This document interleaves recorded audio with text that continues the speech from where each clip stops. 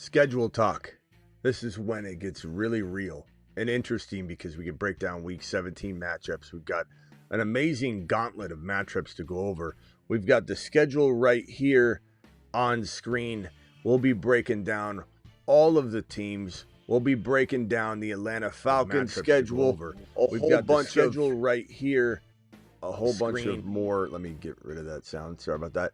Whole bunch of more things we need to talk about that we didn't get to on the last episode. If you missed the last episode, the 8 p.m. show, go watch that as well as we react live to the schedule drop. But we'll be going through all of these and more. The Fantasy Football Show.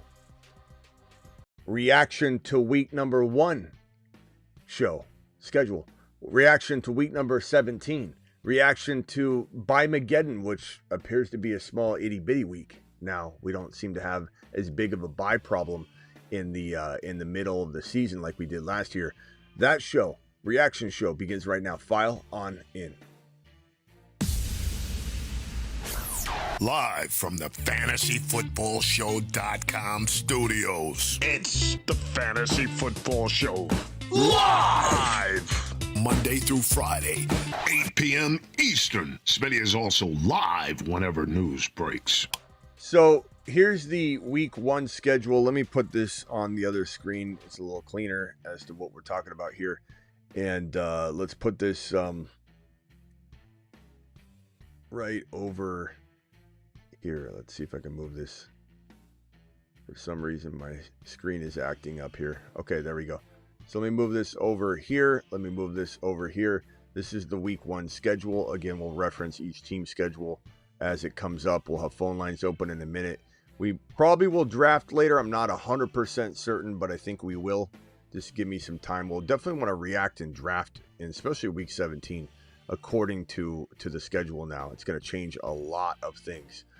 But looking at week 1 specifically, we already identified this on the 8 p.m. show. Go back and watch it if you missed it. But I freaking love this Tampa Bay at Atlanta matchup. This is going to be a glorious fantasy football output type of event. We've got Baltimore, Buffalo. That could be fantastic. Denver is going to have a field day at home against Tennessee. We've got Jacksonville. Couldn't ask for a better matchup there. I think Bryce Young and the boys in Carolina could surprise and produce as well, but I think Jacksonville has a really good outing there. Very good first matchup for them.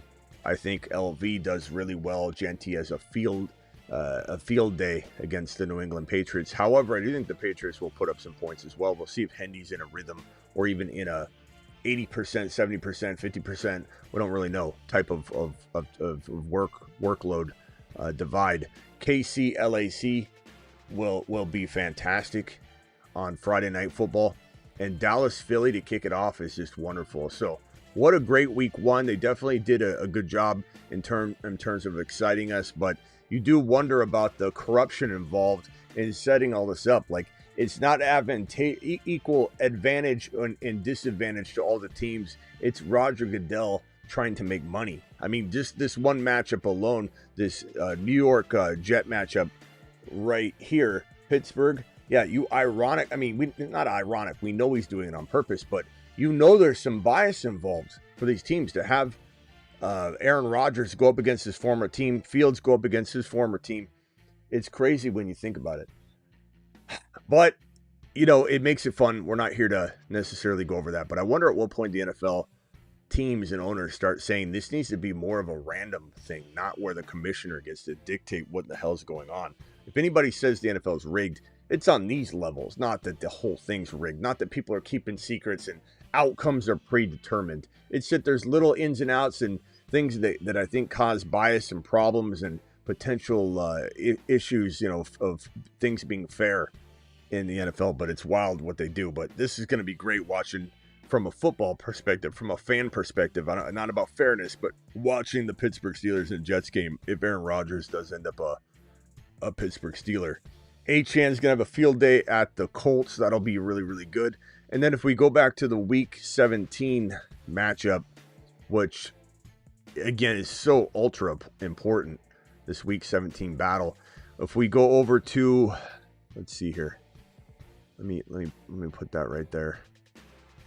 And let me freeze that. And let's go ahead and highlight Can you guys see those matchups okay? I know they're a little small, but are they clear enough on mobile? Horizontal view that you can read. Can someone let me know if they can read like this KC schedule? If not, I'll try and figure something else out later, but at least it'll work for right now. You look at a team like Washington. Washington at Philly in the bottom right corner of this schedule. That's week 17. Love it. Love it. Absolutely love it. You've got what was the Bengals and the Cleveland Browns? What was the other matchup that we were just enamored with? I think it was that Atlanta and New Orleans week. That's week 18. I'm sorry.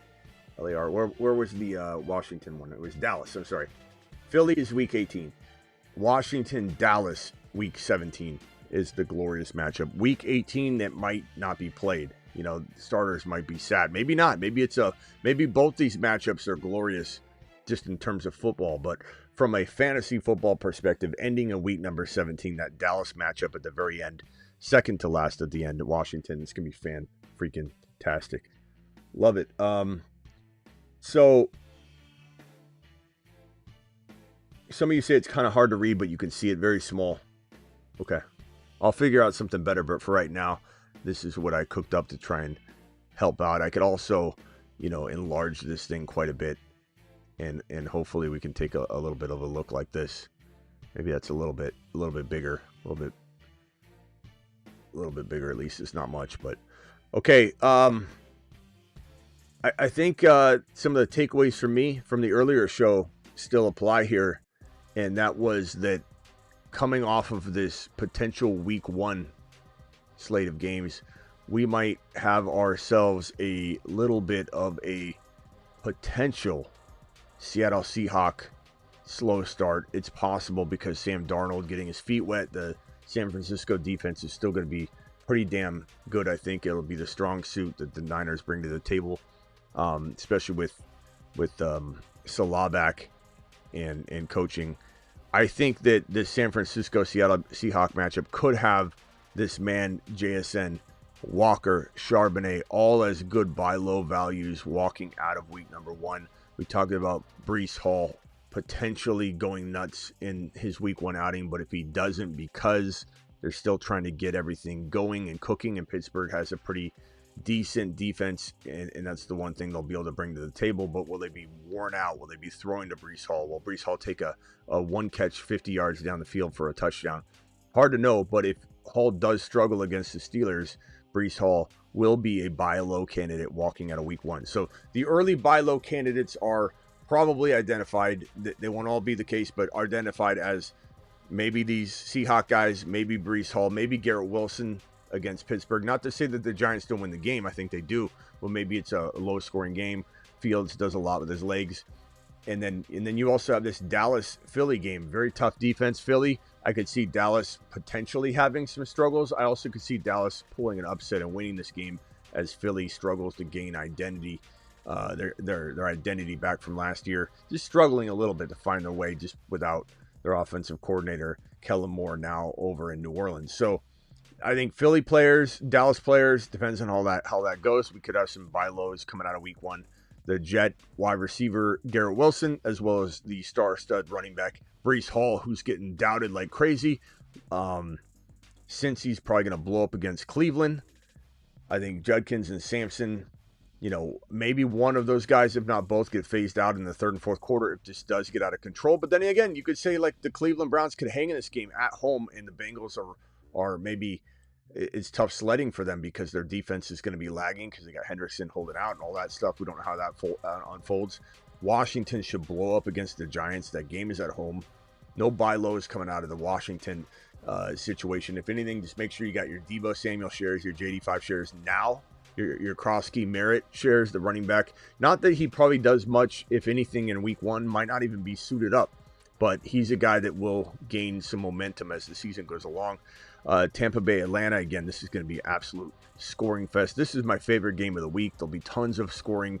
Bucky to the moon. Evans, Egbuka is going to do well. Godwin probably won't play.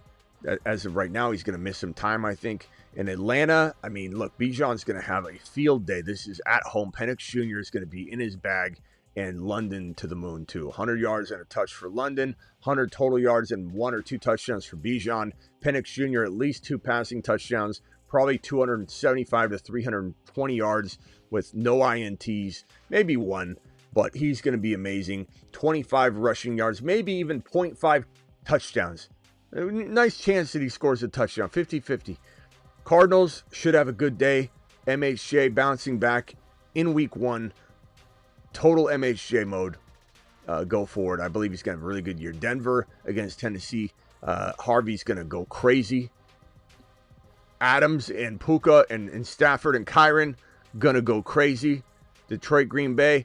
It's going to be hard to predict how these teams play with Green Bay not doing what they needed to do last year. Bringing in a wide receiver. Still feel like they're kind of not where they need to be. At least it'll take some time. I think if they do unlock some things and get things right and moving in the right direction instead of taking a step backwards like they did last year, it could take some time. Detroit losing their OC, and I just don't know what their identity is going to look like walking into this game. Battle, Baltimore, Buffalo. Is that low scoring or is there a lot of scoring going on? It could go either way. And probably the worst Monday Night Football game of the year, Minnesota at Chicago. What a bland Monday night game. I mean, what a poor job on that one. Just absolutely missed the boat on that one. Not a very good move there, Goodell. That's your Monday. Why didn't you make Baltimore Buffalo Monday night? What are we doing back there? That was a dumb move. That's a boring game. We don't even know.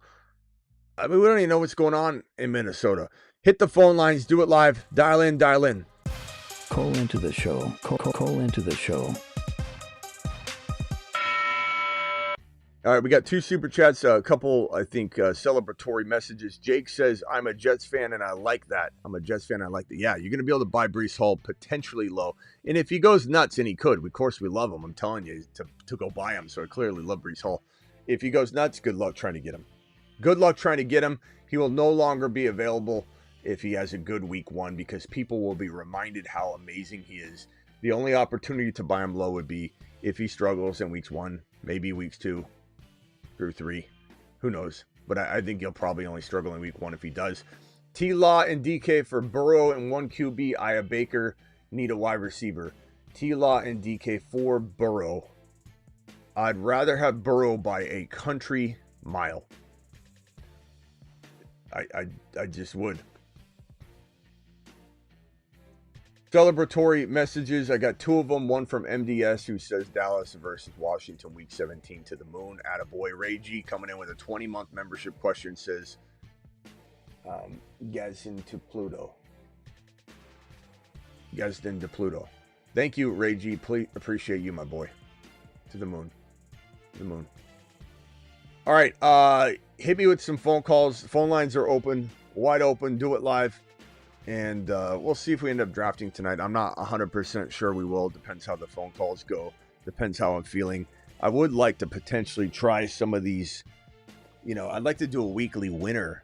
Maybe not. I don't know. Maybe we do that later. Am I trying to draft a Best Ball Mania now with the week 17 in mind? Maybe we're looking at this Dallas matchup. Let's go back to the schedule real quick and throw that up. So we're looking at this Dallas and Washington game. So JD5, CeeDee Lamb. You know, I want to build some teams around that. That feels like the ticket. CeeDee Lamb, Dak Prescott, Pickens, JD5, Debo, McLaurin. Expect this matchup right here, this very bottom row 17, or column set week 17, bottom Washington, Dallas square. That right there, ladies and gentlemen, is going to be, unfortunately, a game that is going to be on the minds of fantasy football connoisseurs to the degree that we're going to have to overpay, I think, a little bit for all those players in that game. JD5's value just went up a ton. JD5's cost of entry just went up. Debo just got a lot more attractive to people that have been kind of weighing out Debo. We got to be very, very concerned about the values going up for all the players in that Washington-Dallas game of week 17. And the other game was KC Denver. That's going to be a really good game. Mahomes' value goes up. Rashee Rice goes up. Worthy goes up. Kelsey goes up. Obviously, Mahomes goes up. Harvey goes up. Bo Nix goes up.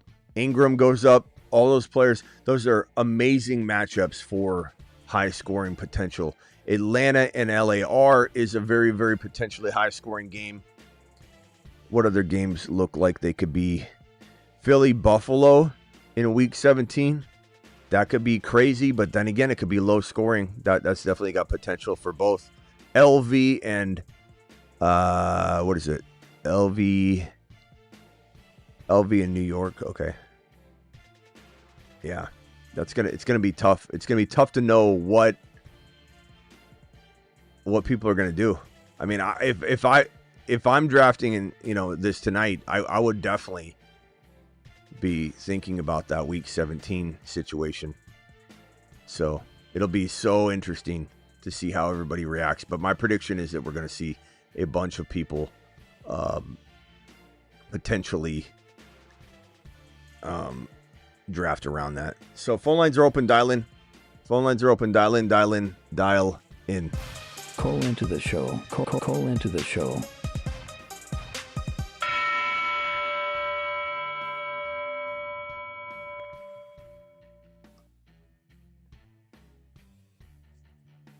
Anybody have any in the chat? Anybody have any bold predictions of a bust, a buy low, a player that might be a good sell high? Anything of the sort while looking at the week 1 slate of games? Like, what player comes out of week 1 looking bad that you want to buy? What player comes out of week 1 looking good that you want to sell? What player comes out of week 1 that could confuse you? You want answers, you don't get them, and so you're not sure what to do. You're on the fence about the player, a la Kyron. Some of you might be scared of Kyron or Achane, or some of you might be scared of Chase Brown, and he goes up against the Cleveland Browns in Cleveland and doesn't deliver. Then you're scared. Like, who has a concern early on that they want to talk about? Trevor Lawrence got better with his week 17 matchup being the Colts. Yeah. Sometimes these high-scoring games are better than what potentially could be a blowout where, a team doesn't necessarily play the whole game either. So hard to know. So keep that in mind. Bengals kind of drew a nice matchup. I'm not saying the Cleveland Browns can't win the game, but the Bengals drew a nice matchup in the Cleveland Browns just because they might be kind of dragging into the week 1 time frame where they've got holdout, they've got defense they're trying to build up, and there's just some complications there. Okay, you boy, Kadarius Toney Smitty. I don't know what you're saying, Winter. All right, let's get into a best ball mania. So go on to Underdog right now. Go into the lobby. Click on Best Ball Mania. Underdog will match your first deposit up to $1,000 in bonus credit, depending on how much you drop. And use code Smitty for that. Let's jump into a Best Ball Mania. It's going to fill up quick. So if you don't get in, don't fret. Only 3, 4, 5 people usually get in because we jump into something, there's like 6 spots. I grab one of them. There's 4 or 5 spots. It fills up very, very fast. In fact, it just filled up. And if you didn't get in, that's okay. Just join a draft alongside of your boy. Don't fret or be upset or say, I didn't get in. We're doing a 20-second. That's your boy, Kadarius Toney. What are we talking about, Kadarius Toney? Is there news about Kadarius Toney right now? What's going on with Kadarius Toney? Why does Winter keep talking about Kadarius Toney? I don't know what he's saying. Okay, here we go. Let's get into the draft.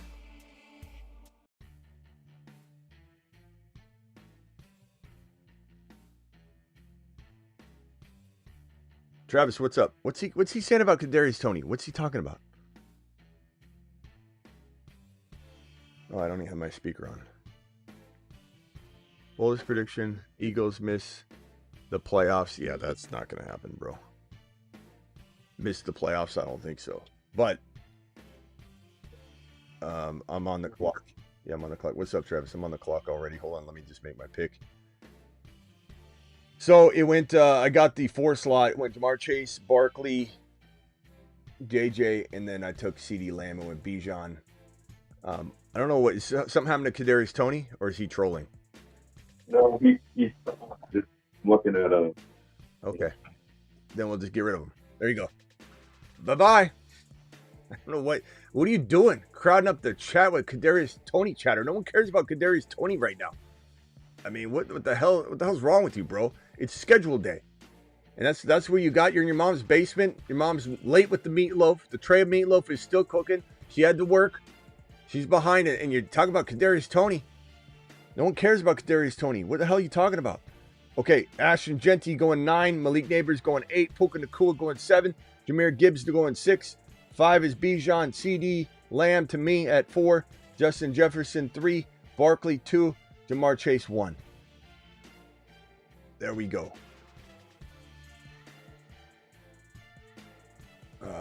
Let's get over there. Sorry, I didn't have the board up.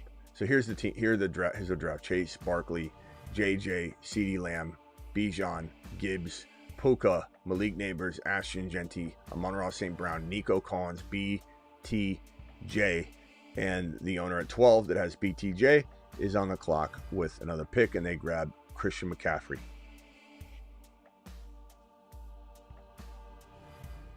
What else is going on, Travis? Have you thought about more about the schedule, or has anything popped out to you? I'm taking a look at it now. In the chat, Vice City was asking us last show too. In a draft, it's a startup, Superflex, tight end premium. Where in the third round?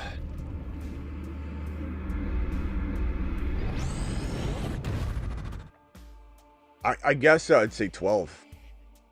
Because the reason I love, the one pick, I do love getting Jamar Chase, but I love Lamb, I love Neighbors, I'm JJ, I'm fine with those guys too. And so, you look at 12, and while you're not getting quite the same player, you could go, you could go Bowers, and if Bowers is gone, then that means like Neighbors is going to fall, and Bowers should go in a tight end premium. If it's tight end premium, if it's not tight end premium, but third round reversal, then you would see Bowers there. You could go Genty, may or may not be there. You could go BT, and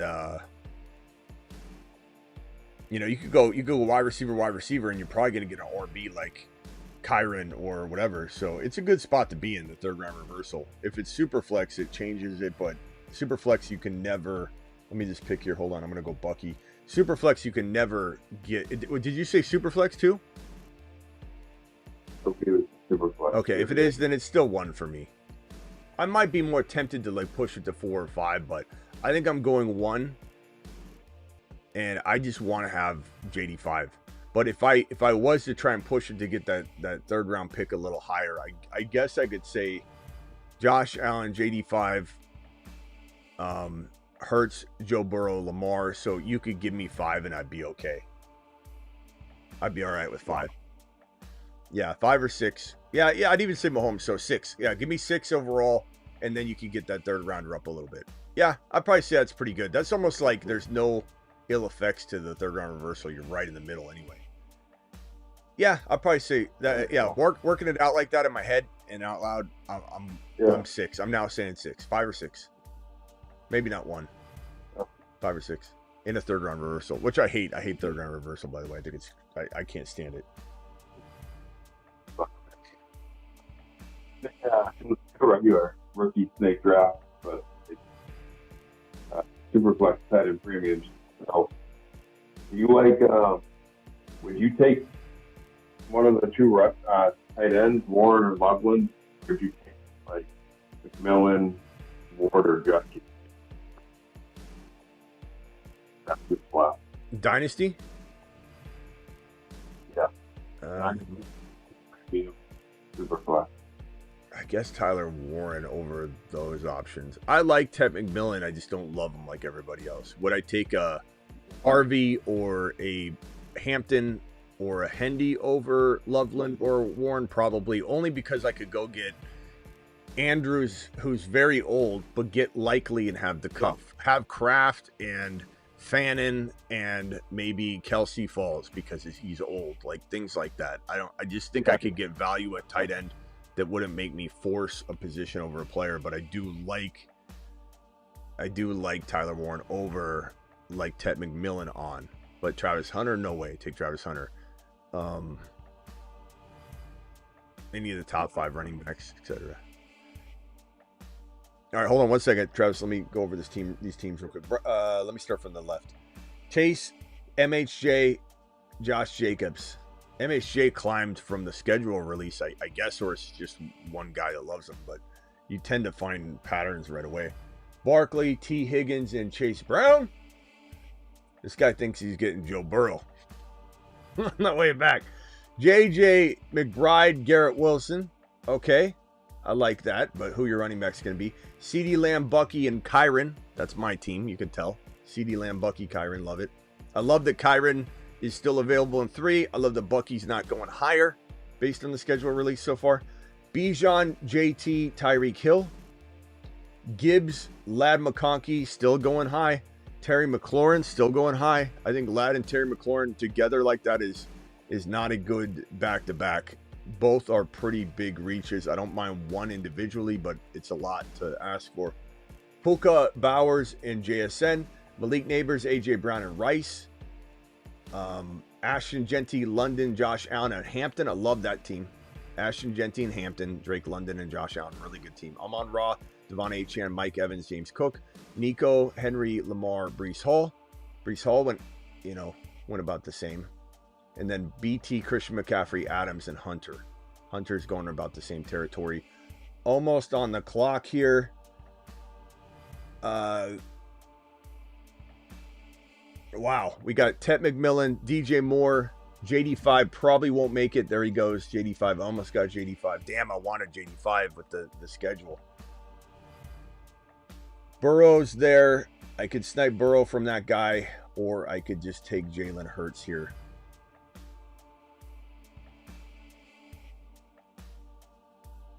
I'll take Jalen Hurts here. So my team is CD, Bucky, Kyron, Jalen Hurts. And then I'm about 5 picks away now. So we'll see what happens with this turn here. I did get sniped on the JD5 pick, absolutely. I would have taken him for sure. No doubt about it, especially with this week 17 matchup. I'm excited about this. There's 2 matchups that are exciting me like crazy for week 17, and they will the rest of the industry. So don't think you got some leg up. Everyone's going to start scooping up Dallas players. I got Lamb. I'll take that later. Washington, JD5, Debo, all the boys, and then this other matchup. What was the other matchup? I forget the other one I just said. Let me get back to the draft in a second here. What was the other matchup that's just as good? Was it? Well, Buffalo and Philly is interesting, but it could be defensive. Denver and KC. Denver, KC. Wow. Denver, KC. On that note, let's go with Harvey. So my team is Bucky, Kyron, Harvey, Hurts, and Lamb.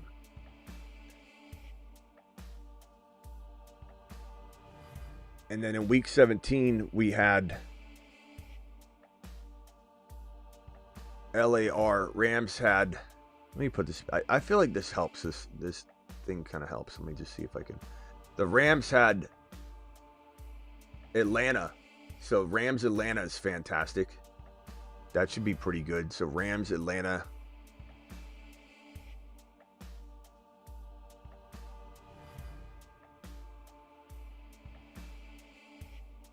KC, Denver. So we've got to keep in mind all of those things as we truck on down the 5th round and back down the 3rd round. But the Rams, Atlanta is fantastic. KC, Denver is fantastic.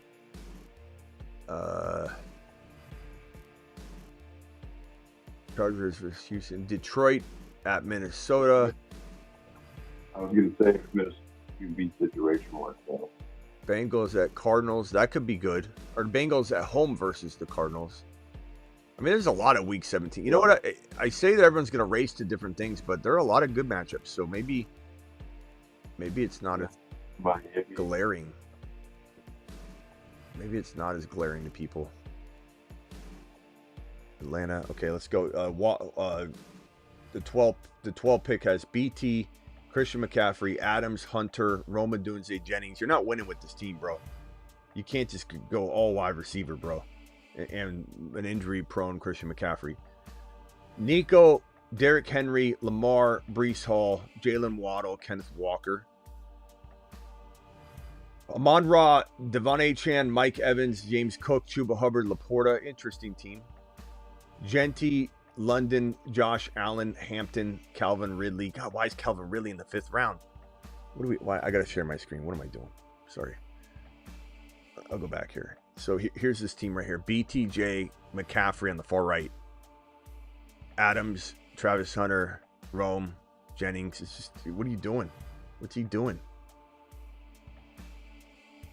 Your meatloaf's getting cold, bro. Go focus on that. Nico, Derrick Henry, Lamar, Breece Hall, Jalen Waddle, Kenneth Walker, Amon-Ra, Achane, Evans, Cook, Hubbard, Laporta, Genty, London, Josh Allen, Hampton, Calvin Ridley, Henderson. Love everything but Calvin Ridley. Neighbors, A.J. Brown, Rashee Rice, Xavier Worthy, George Kittle, Judy. Again, another team that had great upside and then kind of, I think, botched it. Let me get back to my squad real quick. Debo's there. I love... Debo just got taken. Mahomes just got taken. Son of a bitch. Who is that? Damn you, bro. That's why you can't do it. I should have just launched it without anybody. All right.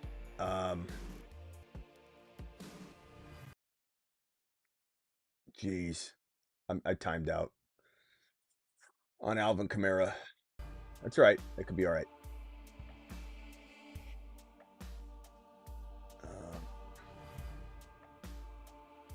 Wide receivers are kind of thinning out a little bit to the point where I almost want to ignore the position for a little bit.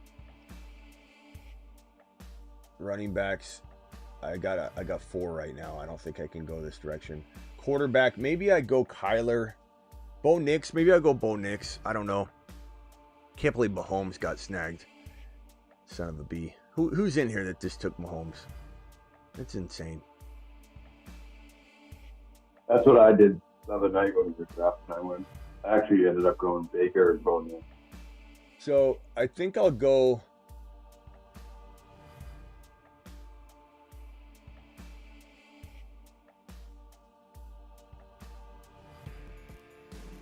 Oh no, I got Hurts here. I forgot I got Hurts. I don't know why I was thinking I didn't have Hurts. I was gonna bully QB Mahomes. That's what. Right. Yeah, I totally forgot. So I'm fine. I was just gonna bully QB. I was pissed about that. I need a receiver. Gonna time out again. I guess Ibuka. Damn it! I timed out again. Matthew Golden. Jeez, prepare. I gotta be prepared.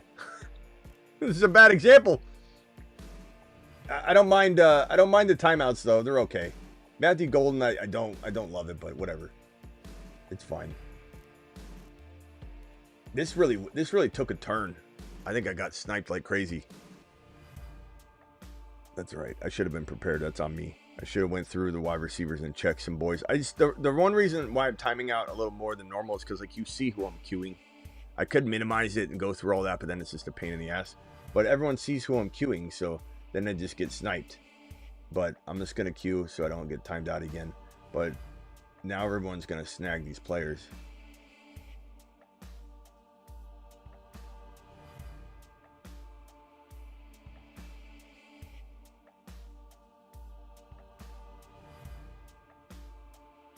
Mark these words. You will know about JJ and Tommy come week 8. Okay. Thanks, Jukester. Since he plays Jacksonville, then plays Ravens 4 days later on Thanksgiving, says Michael. My team still looks pretty good, though. I like it a lot. I wish I had a couple players fall to me, though. But my running back stable is insane. I got Hurts, I got Bucky, I got Kyron, I got Harvey, I got Kamara. In best ball, I do love Kamara. I like in best ball more than I do in non-best ball. CeeDee Lamb, Matthew Golden, not a fan of the Golden pick, but he'll be serviceable for sure. But it's just not a player I love to draft myself.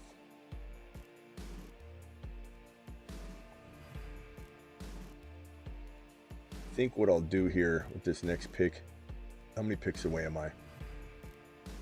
I'm a little ways. 1, 2, 3, 4, 5, 6, 7, 8. 8 picks away. I think my guy might be there. We'll see.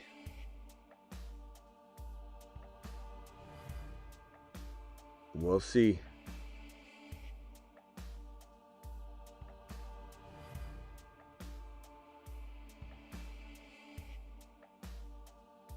I sent a super Smitty. Okay, Navage, let me look at it. Navage says Burden, Scat, or Dart.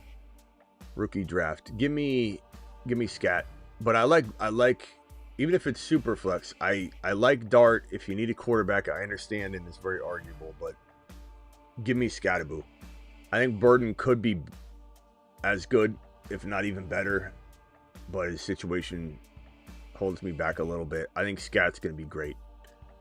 I love Scataboo. He's so hungry, too. I don't think there's a more motivated running back in the class than Scataboo. He literally is like hemorrhaging at the seams, trying to hold back his desire to be the #1 running back in the league. He in his mind, no one's saying he will be, in his mind, he believes he can be the #1 running back in the National Football League. And while he'll fall short, he's a fantastic prospect. Luther Burden is available. He'll probably go right here because I said it, and this guy's been sniping no matter what I say. So if he takes him, then I guess I could go. Actually, I'm not going to say it because I might go out on the way. I might hit him on the way back. He timed out, thank God. So I'll go Luther Burden here. I got Matthew Golden. I like rookies anyway. Matthew Golden, Luther Burden, and CeeDee Lamb.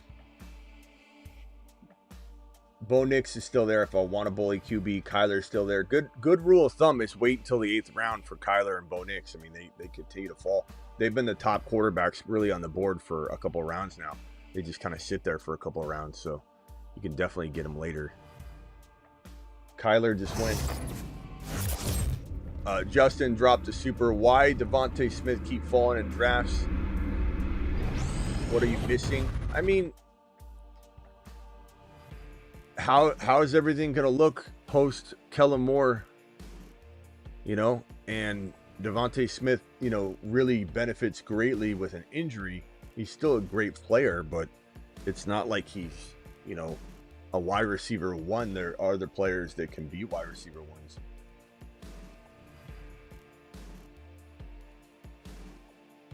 Yeah, and I think because Arch put together playoffs and played well, people forget, we talked about it before, how Arch was off last year. So, you know, is he going to be able to sharpen things back up, or is he going to struggle again? I like him. Yeah, I like him, but I mean, I don't think anybody's missed. I think he's going in the right spot, I think. Doesn't mean I don't like it. I just think he's going in the right spot. I took Mark Andrews. I'm going to probably try and pull off this double cuff situation if I don't get sniped. But yeah, I mean, like, think about how bad the passing attack did last year for big chunks of the year. Like, it was not electric out there. It was very bland. It was Barkley. It was defense. Kellen Moore's gone. I really like the idea of Devontae Smith if, like, A.J. Brown were not playing. And I draft a little Devontae Smith with Hurts without A.J. Brown, and I'm fine with it in best ball. I think it's fine, but I think he's going in the right place. That's the only thing I'm saying. I think it's fine. He's not a bust candidate at all. He's got a lot of upside if he ends up, getting more work. All right, so my squad real quickly, and then I'll go back to Travis one second. Hurts, Bucky, Kyron, Harvey, Kamara, CeeDee Lamb, Golden, Luther Burden, and Mark Andrews. I timed out on Golden, but I don't mind it. It's for this build, I don't mind it. And in best ball, I like Golden more than I do in non-best ball. Just because I do think he'll be inconsistent. I do think that coming out of college without a 1,000-yard season to his name concerns the hell out of me. But will he have some spike weeks because of his speed? Sure. So I'm more okay with it in best ball. Do I like Luther Burden more than my Golden pick? Yeah, I do, actually. But we'll see. I also don't trust. I trust Green Bay about as much as I trust Caleb Williams right now. So it sucks that both these receivers are in those situations personally. I know everyone thinks Green Bay is a great spot, but I don't know how consistent it will be. But in best ball, not a big concern. Go ahead, Travis. Anybody else wants to call in? Mm-hmm. Yeah, I was just going to say, direction. I guess, Barkley was running like a man last year. He had that stretch week 7 to 14 where he was averaging 176 yards a week. He was having, remember there was a topic we covered several times. He wasn't cracking 200 passing yards a week. Quite a lot. I literally showed Dak, and then Dak gets taken. I do think they'll throw more. But try to. I'm going to go Kyle Williams unless you want to take him here. But I'm going to go Kyle Williams here. I like Jack Besh a little bit here on the swing back around, but we'll see if he stays there. Tyler Warren, Kraft.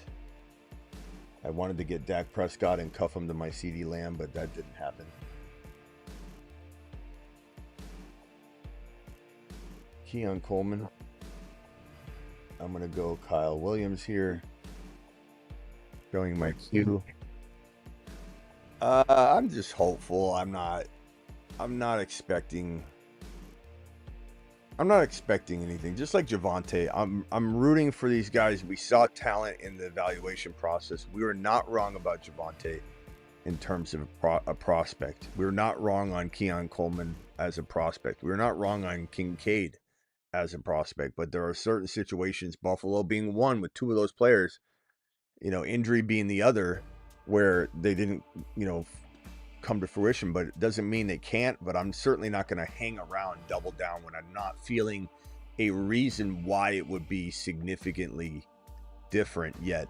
When I feel it will be significantly different outcome, I see evidence of it for Javonte. They're giving him all the work. The coach speak lines up, and then we start looking at Javonte again, because our instinct for him as a prospect pre-ACL was it's going to be amazing. And then Keon Coleman, same thing. But unless we see something that convinces us, why in the hell would we look at it in such a way that I'll go Jack Besh here.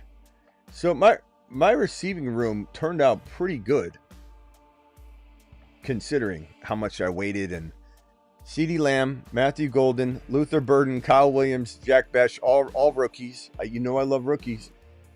Andrews, I got Bucky, Kyron, Harvey, Kamara, Hurts. Rookies are awesome, and while this might not be as amazing of a rookie class as last year, clearly, it's still very productive, I think. Out of Burden, Golden, Kyle Williams, and Besh, I should have a 1,000-yard receiver, at least one. Whether it's a 10-10 and 7. Yeah, and two of them could be, 1,000 yards and 6-7 touchdowns, and that's all you need with this kind of lineup. So I'm feeling solid there. Not my favorite team I've ever drafted or anything. Do I think this is the best Ball Mania winner? I would say leaving the draft, I won't probably feel that way, but if I come back a month later and some things are unfolding differently, it's certainly a team that has the upside of that scenario coming true, where a month from now, if things start to stack differently, very capable things, then yeah, I could come back and love this team. But some teams I'll say, I don't care what happens, I'm not coming back and loving this team. It just didn't fall. That's normal. It just didn't fall the way I wanted it. That's just the way it is.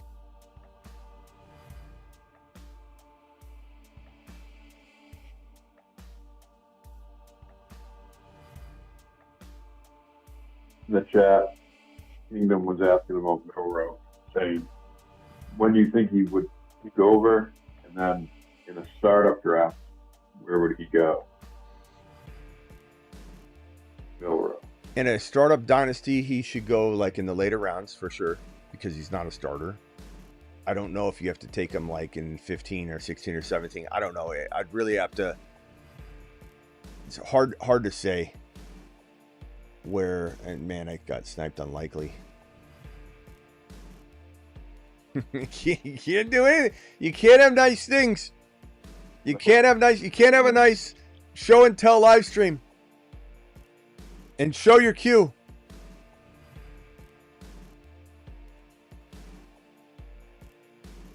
People. Mm-hmm. It makes doing two-piece maneuvers hard. I think that's what I gotta avoid. Is like trying an Anders likely stack, trying to worry too much about something that I can't piece together, because I'm not gonna be able to do it in Snipe City.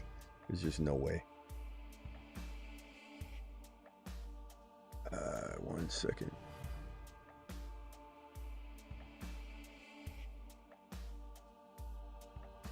What is going on? New caller that I added. What's your name? Where are you calling from? Hey, Smitty, it's your boy Il Phil. What's cracking? What's up, Il Phil? I gotta add you to the system. I'm sorry. Oh, that's all right. I make it tough because I've deleted my YouTube channel a few times, so I always come back as a new Il Phil. All right. What's up, Bill? You know, this might be a silly question, but I'm playing in a couple of Dynasty best ball leagues for the first time this year, and the roster size is pretty big. I get to have a 22-man roster during the season. Is it foolish of me that I could maybe build a small advantage at defense and kicker by having two defenses and two kickers, as opposed to, you know, a wide receiver 7 and a running back 7? We don't play any best ball with defenses or kickers, so I'll be honest with you, I haven't toyed around with it personally to really get a feel, but I would assume, yeah. I mean, I would assume that if it depends on what you're getting, if you're just taking a stab at a player that's, you know, not even going to really help you all that much, versus, you know, that defensive move, you know, like it just depends. It's going to be case by case. There's no way to blanket answer that. It can't just be like, yes. It depends. Like, are you passing on a Tootin? Are you passing on a receiver like, or a tight end like Isaiah Likely? Are you passing on a third quarterback? Like, there's so many different things. I think I want to have 3 QBs. I want to have 3 tight ends. I want to have enough of a receiver and running back rotation that I'm not feeling like I could get screwed if I have even one injury or something with my top 3. And so you just got to be careful. I would say probably not as much with the kicker. I would try and draft a kicker I felt very comfortable with that wouldn't get unseated very much at all. And then you go, you know, without a kicker in the bye week. And then I'd rather have 2 defenses that I think could carry me when one's doing a 3 or 4 point type of affair. The other one's getting 15. That's huge. It's a huge, I would say defense more so. But that's me spitballing it because I've never played in a best ball league that has defenses and kickers, because that's not on Underdog, and we only do Underdog here. We only do Underdog. We only talk about Underdog. That's just the way it is over on this side of the woods. But yeah, tough call. Gotcha.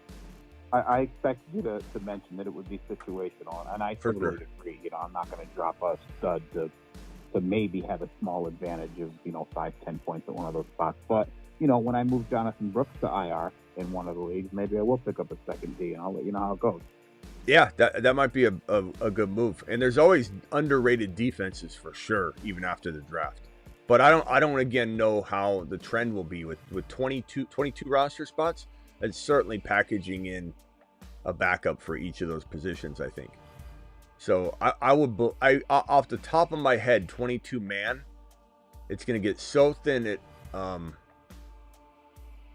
at receiver and running back anyway. It might be advantageous to grab the kicker and D, extra kicker and D, or an extra quarterback and then one kicker. And but you're saying there can't be ad drops if it's best ball, or Well, I guess it could be best ball with transactions. Yeah, I guess. Fab, yeah, free. Yeah, okay. $10 once the season kicks off. All right. Yeah. All right, bro. Cool. Yeah. Thanks. Appreciate you. Let me do. Phil, you can sit there if you want and pop in and out if you have a question. Whatever works, bro. Or whenever you gotta leave, you can bounce. Let me just. Sounds good. Yeah, I'll hang out for a little bit. All right, cool. All right, I'm on the clock in another draft.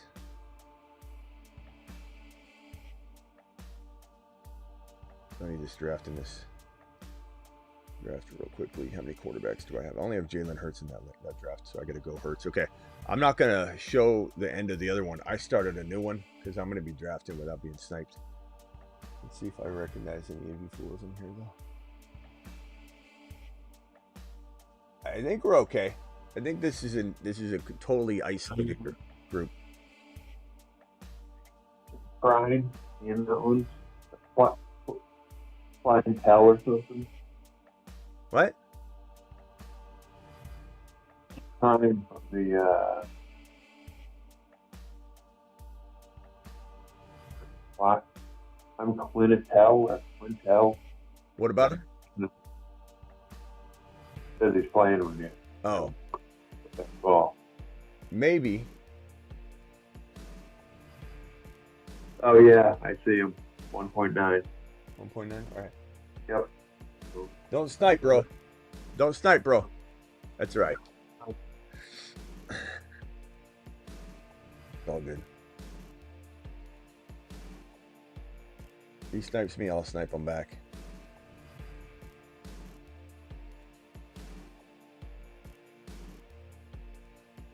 It'll be interesting from the one pick. This is a great spot to be in.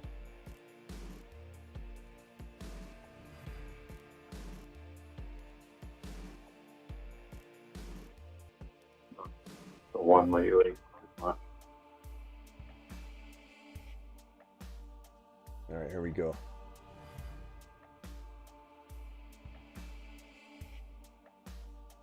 In my other draft that you guys saw me start with, I've got a good team.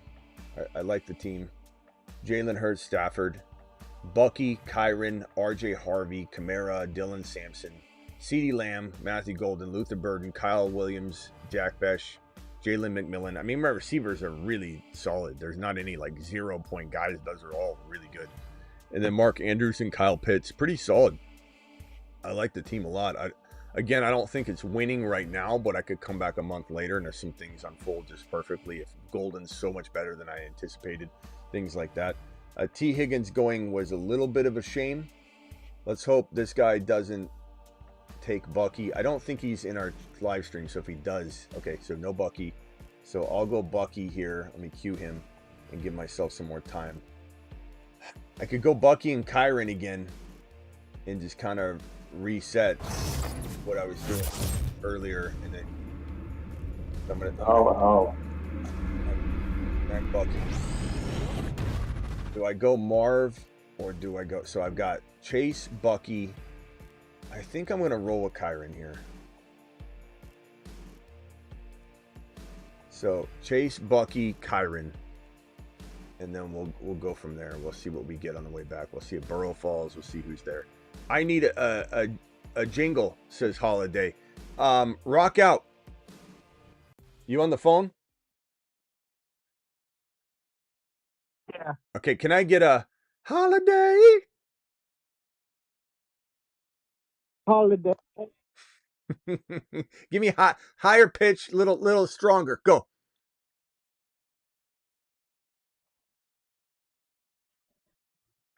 It will be all right. His name is Shane Holiday. He's here every day. He'll be all right. Oh, I'm on the clock. Yoshi Voss, I guess. What round am I in? Round 16 over here. All right, I got enough receivers. I need a backup. I got such strong running backs in this. I get a backup quarterback and a backup tight end in that other draft. All right, so here's the draft. I'll scoot over here so you guys can watch it unfold. In the third round, it went Josh Allen, McLaurin, MHJ, Chase Brown, Tyreek Hill. I might use that rock out. What point did you drop that? That was at 55 minutes in. Okay, I'll maybe take that. Brees Hall. Let's see. Over here, I need a quarterback. I need a backup quarterback. I've been taking Milroe like crazy as my third quarterback in best ball. I don't even care if Aaron Rodgers is there. I don't even care if uh, Shuck is there, Russell Wilson's there, Daniel Jones is there. I mean, not even those aren't even good options. Even if I saw, I guess, like, what's another quarterback? Even if I saw a quarterback like, I don't know. Let me see. Like Sam Darnold, I'm taking Milroe over Sam Darnold. Anthony Richardson, I'm probably taking Milroe. I just don't know that Dart. I'm probably taking Milroe. Just to give people an example of how damn high I am on Milroe. I just think I think it's gonna be like, okay, Russell Wilson, these guys are gonna go one way. Oh, by the way, that was $100 hauler. I was treating it like it was just a $20 hauler. Holiday! It will be Smitty. Everybody's pretty. Hey, Shane, appreciate you, bro. I'll create a song for you. Don't you worry. Anytime you drop $100 hauler, I will have a button. You will have a button with your avatar mug on my soundboard that you can know I live in Smitty's studio. I'm in Smitty's head. I've got my face on Smitty's soundboard, and I'm gonna press it every time you drop a $100 hauler. Okay, it's gonna go. Holiday, dropping $100 haulers. He's dropping $100. It will be all right. All right, almost on the clock here. The other team is Dunzo. I'll show that team in a little bit. This is the team we're focusing on now.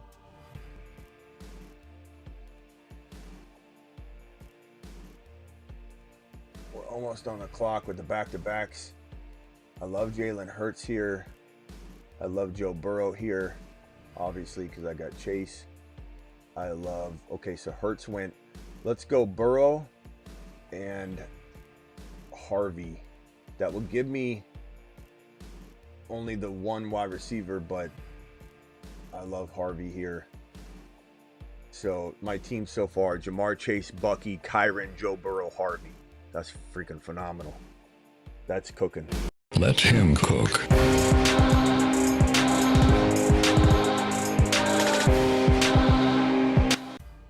Rock out, what can I do for you? Holiday.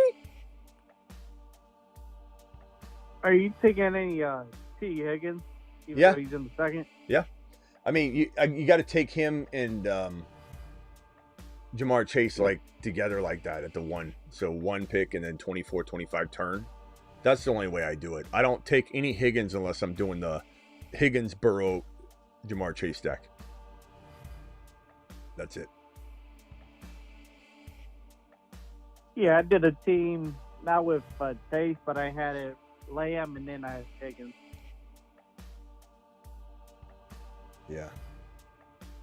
I can Smitty, how do you like adding on Yosivas and Gesicki to that stack? I don't mind Yeah, Yoshi-Voss or Gesicki. I definitely add a lot of Yoshi. Like Yoshi-Voss will almost 100% be drafted in this draft by me unless somebody snipes me that's watching. Yeah, I'll definitely do that. And I don't draft him though unless I have Burrow though. So it's no one should be sniping on it anyway, because it's one of those like cuff moves. It's one of those very secure moves. I mean, I take them sometimes without Burrow, but I'm just saying, like, it for someone to snipe me over it. So here's the team that I just finished the earlier draft that I jumped out of, which I continue to draft in on my phone, but I wanted to get into another best ball where there wasn't a lot of snipage going on, because it's easier for me to show people what to do. Like, you guys, how fun is it to watch me draft with my own people all the time and just watch all the plans just unravel like every turn? It doesn't make any sense. There's no learning going on. Hurts, Stafford, Milroe, Bucky, Kyron, Harvey, Kamara, Sampson, Lamb, Golden, Burden, Kyle Williams, Jack Besh, McMillan, Yoshi Voss. See, I did do it there. And Mark Andrews, Pitts, and Fannin. Good team. Again, do I think it wins the Best Ball Mania? No, but I think I leave the door open to returning to see how it's shaping up. Because if one of these things, like let's say Dylan Sampson wins the job and Judkins got hurt, that is a high upside pick. Let's say Jalen Milroe grabs the job in week 1, and he's the real deal, the next Jalen Hurts, and I called that, and all of a sudden I got a bully QB situation. Let's say Matthew Golden or Burden or Kyle Williams or Jack Besh, one of those guys becomes a total monster. Then yeah, you come back to this team and you're saying, or Pitts returns to form, Fannin's the next Laporta.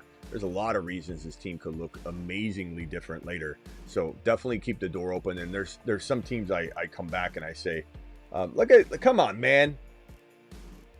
Taking Debo, Breece Hall, he's sniping. You're already sniping. You're the only one in here and you're sniping, bro. Breece Hall probably wouldn't have made it back to me, though, to be fair. Debo would have.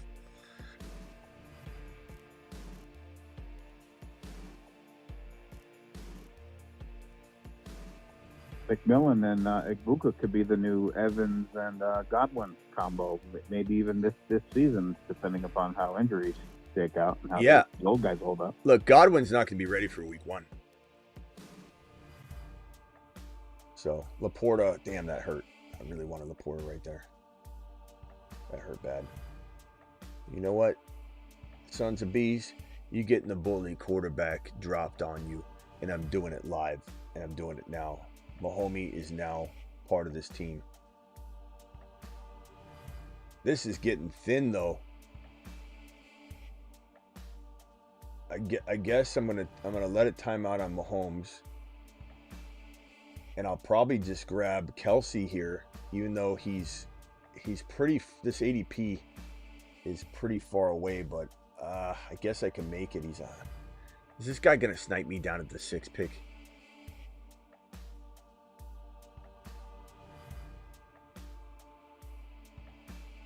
I'm just going to do it. He's going to snipe me. So I'm going to take him now. I don't mind reaching on a certain player. I love having this.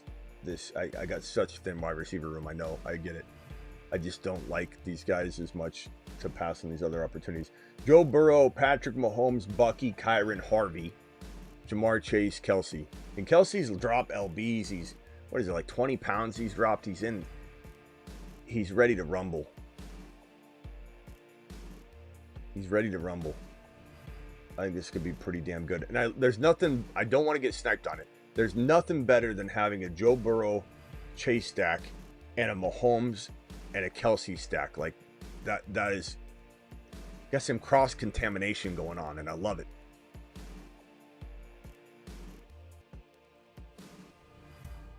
And I reached and I don't care. Hey, Smitty. Yeah, go ahead. Can I give you one of my risky teams? Go ahead. All right, quarterback, Joe Burrow, Patrick Mahomes, Shador Sanders, running back, Kyron Williams, R.G. Harvey, Kadabu, Truden, Tank, Stanton, wide receiver, Lamb, Higgins, Debo, Kyle Williams, Michael Wilson. Yeah, that's good. Poker, Yoshi Vach. I can't really.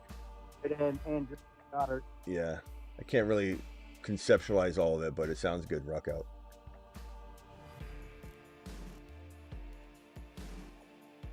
Let's see here.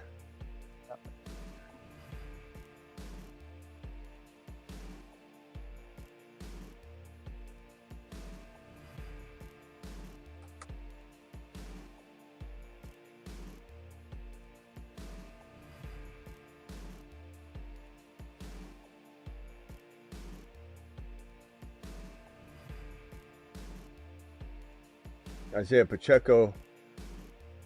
What wide receivers are... Let's wait till we pass. Okay, we passed them. What wide receivers are we looking at here, boys? We got Golden. We've got Luther Burden. We've got Igbukah. I like Igbukah here. We've got Jaden Higgins. We've got Trey Harris. We're going wide receiver shopping in the rookie department again. These are all pretty good wide receiver options, I think. I like Egbuka, and then maybe Golden, just for the rare chance he's the guy in Green Bay. I'll probably get Egbuka. I'll probably get Egbuka, and then I'll just pair him with McMillan. Holiday. Where do you recommend I play in Dynasty? I mean, get on the Patreon and create a league with some of the Patreon members. That's probably the best place to start one. But play it on probably Sleeper. It's just an easier platform to navigate and set up. So this guy right here so QB, this guy's got 4 wide receivers, so he might go like running back shopping here. And if so, hopefully he leaves both these wide receivers for me. I definitely will be interested in drafting. Yes. Do it live. Probably thought I want... let's see.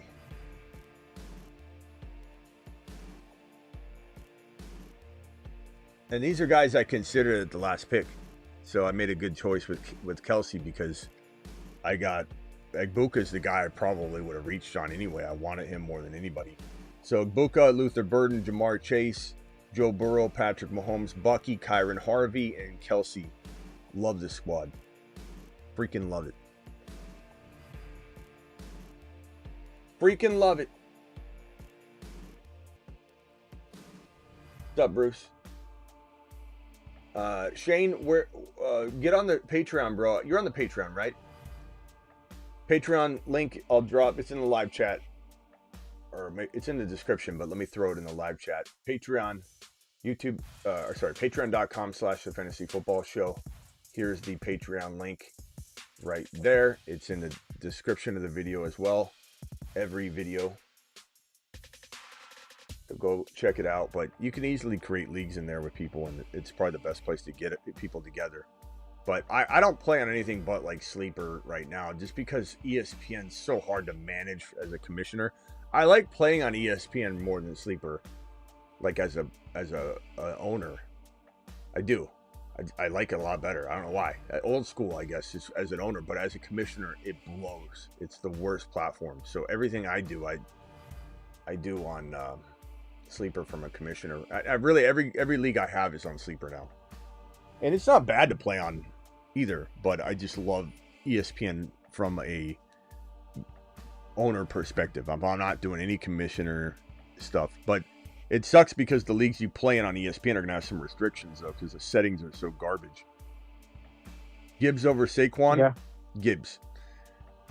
Is it possible Saquon doesn't get hurt? Yeah, but you're gonna see Saquon on a video here very, very soon as a pretty big avoid this year, my boy.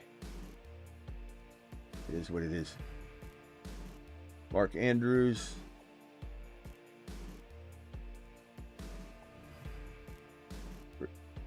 Shaheed. I don't know that I'm buying a lot of Shaheed this year. Just because I don't trust that QB situation whatsoever. But I guess he's going to have some decent value. I mean, round 10's not horrible. Just depends on what you need. If you need a receiver, then I'm okay with it.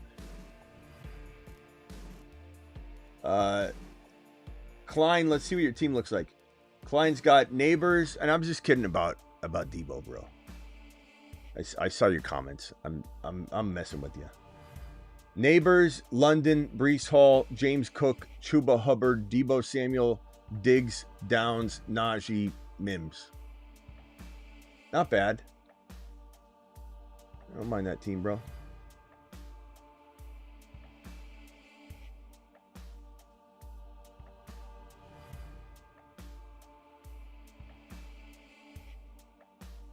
Okay, we're 2 picks away.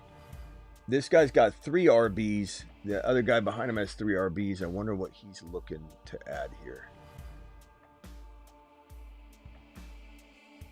There's 2 players in particular that I like. Hold on one second, bro. Yes. Okay. I'm going to go Bashal Tootin, and I'm going to go Kyle Williams. So as of this moment, I've got Joe Burrow, Patrick Mahomes, Bucky, Kyron, RJ Harvey, Bashal Tootin, Jamar Chase, Luther Burden, Egbuka, Kyle Williams, and Kelsey. I think between Burden, Egbuka, Kyle Williams, I'm consistently getting like I think there's maybe Kyle Williams to me. I mean, what do you think, Travis? It's not crazy to think he'd have 1,000 yards and 6 to 7 touchdowns. He definitely could. I mean, that's only 58 yards a game. Yeah, I think he can do that. Target. Even if he's ready to go, both of them should get a lot of. So I think thanks, Klein. Was it Crine? Jay Crine? Crine says, glad you got Kyle Williams. I like Kyle Williams. And again, I was just joking with you, bro. I know some of you were getting all weird in the chat. I think, I think between these receivers, I'm going to be fine. I went late wide receiver shopping like I always do. It freaks a lot of people out. They're like, Smitty, you got to draft wide receivers. I know what I'm doing. I know what I'm looking for. I like Burden, Egbuka, Kyle Williams. I think it's going to be intriguing. But Kelsey, Bucky, Kyron, Harvey, Tootin, Burrow, Mahomes, I love this, man. And I got this cross-stack thing going on with Kelsey, Mahomes, and Chase and Burrow. This is how I draft now. This is how I try and draft every time. Whether it's Dak Prescott with CeeDee Lamb, and then I draft JD5 and Debo. JD5 and Debo and Mahomes and Kelsey, or Lamb and Dak and Mahomes and Kelsey. Like, I'm constantly having this cross stack going on.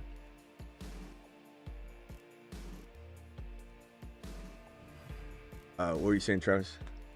Can I chime in on Shaheed? Shaheed! Go ahead. Shaheed! Yeah, like, he has the weirdest ADP of everyone to me, because he's priced almost as if he didn't lose a quarterback. Like, how he's significantly higher than Rashad Bateman, I'm never going to understand. I mean, that's why I'm not, like, enamored by taking him, but I do like him, but it's one of those things where I just continue to be like, I don't know. I like 140. If he was at like 140, I'd take him at like 140. I just drafted a different guy, 10th round.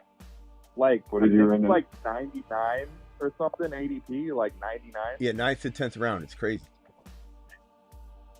I mean, I do think he has a higher ceiling than a Bateman.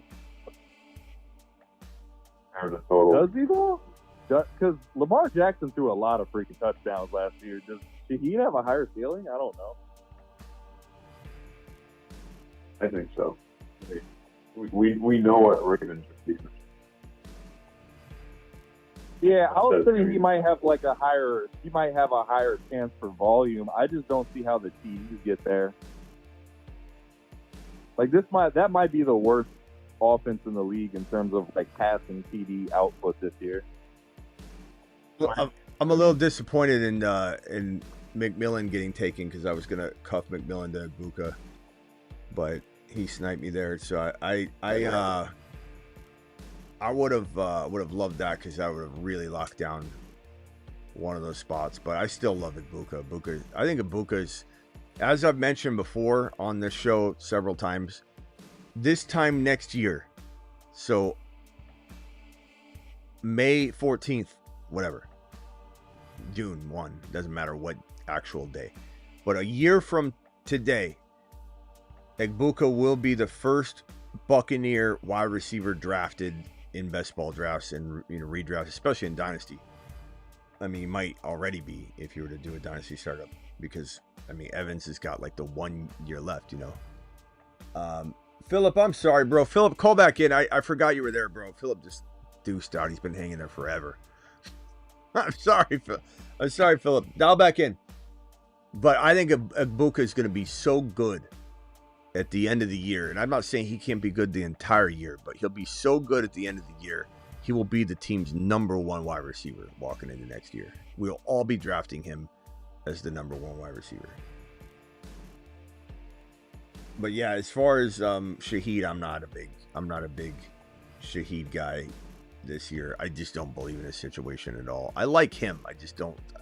He went in the 10th round here, but I mean, even if you scan around, like, I'd take Dak Prescott as my second quarterback in a 1 QB best ball before I take Shaheed. I'd take Bashal Tutin, who I did take at 120, the last pick in round 10. I would have taken him if Shaheed was on the board. I still would have taken him. I would take Mark Andrews and cuff him to likely. In the next round, I mean, it starts getting a little bit thinned out. Like Jack Besh, I might take over him. Kyle Williams, I would. But like maybe around 12 or 13 is where he would naturally start falling for me in a place where I could take him.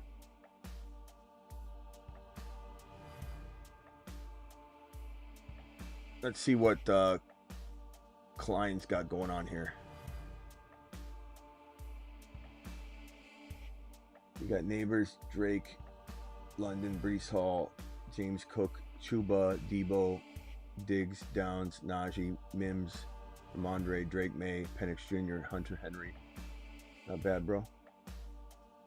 All right, I'm on the clock here. Oh, crap. I'm going to cue Michael Wilson in case I run out of time. I don't want to time out. I like Michael Wilson a lot.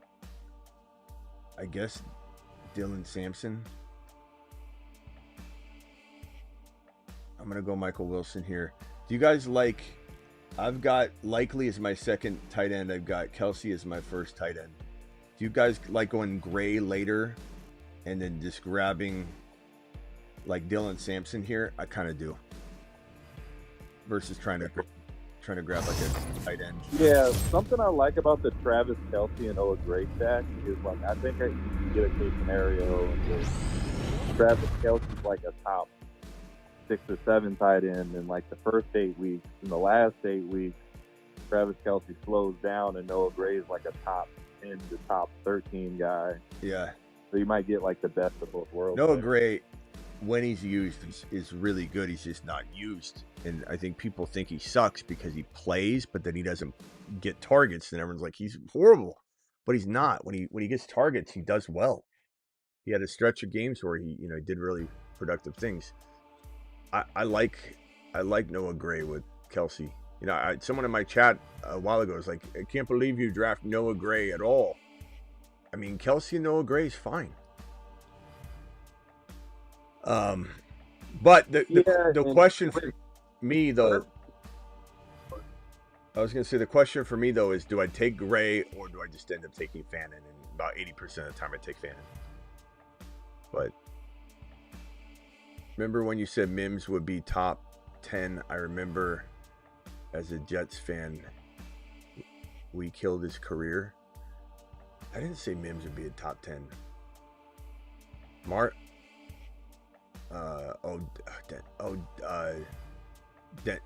You mean the other Mims? Yeah, he had potential. Mims had potential, but I mean, not Marvin Mims. Denzel Mims, I think it was. He had a lot of upside. Yeah, Denzel Mims. He just fell apart. I think he got hurt or something. But Mims was really, really good. He was such a good prospect. Sometimes guys can't stay healthy. Yeah, he had a lot of upside. Almost forgot about that guy, Mims. Yeah, I like Mims a lot. What? I was going to say, I don't think Marvin Mims is like a top 10 guy or anything, but he's a little bit interesting this year. They didn't draft anyone that is playing on the field. Jake, I thought you meant Marvin Mims at first, and then I was like, wait, Jets. Oh, Denzel Mims.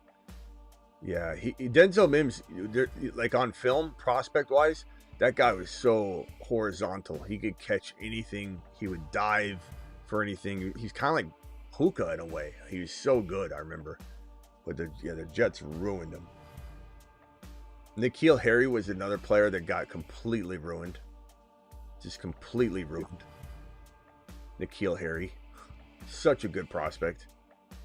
But, those things happen. I mean, it's not like you could be 100% on a college player coming out. Like, even Johnny Manziel. Like, Johnny Manziel was one of the best college players to ever play the game. but did not translate, did not happen. It was a disaster. So you're always going to have shit. Patriots transfer. Everybody in the Patriots.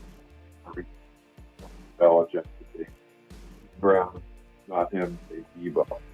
Even A.J. Brown talked about, so he was sure he was going to be a Patriot. Yeah. I mean, it's Debo, Bill Brady wouldn't have left Bill the Patriots. Belichick kicked Debo for like 4 visits too. Brown and Debo visited together. Too much fun. Laughed a couple times. There's very much a world. Didn't take it seriously. There's very much a world where one of those guys went to New England and it would have been nothing. It's just the way it is. New England, Brady never leaves New England. Okay, I'm gonna take Jalen Royals, and then I need a quarterback. I don't need a quarterback, but I want a quarterback. I'm going to go Jalen Milroy. I always take him at the end of the draft right now. Gives you something different that other people don't have. And then it's going to come down to Noah Gray or Fannin for me for the last pick. Here's my team. Joe Burrow, Patrick Mahomes, Jalen Milroy. We gotta think about the buys now. I've been so into not knowing buy mode. Here I am. I don't think I even thought about the whole draft. Hold on. Let's see. They updated them on. No, not a. I don't think so. Let me click on the players. No. So we don't really. You have to kind of know it. You have to look it up. You have to chew gum and walk at the same time here. Bengals have a bye week in 10. KC has a bye week in 10. Fantastic. And Milrow, Seattle, has a bye week in 8. So Milrow needs to get in there. Damn it. Week 10. You said week 1 point. Yeah. I didn't even think about the bye week. I'm so used to drafting. I'm so used to drafting without the bye weeks, I didn't even consider it. But yeah, they don't have it in the system, so you have to kind of look it up, and it's fine. But there's still some like reasons why, that could. I think Milrow will be in there by week 10. I think specifically that bye week is where I feel like the trigger point usually is for a situation like that anyway. And Seattle has that bye in week number, was it 9? Or 8. So that gives them one start in week 9, and then Arizona Cardinals in week 10. So Milrow needs to be in there for the Cardinal game in week 10, which would be fitting for me.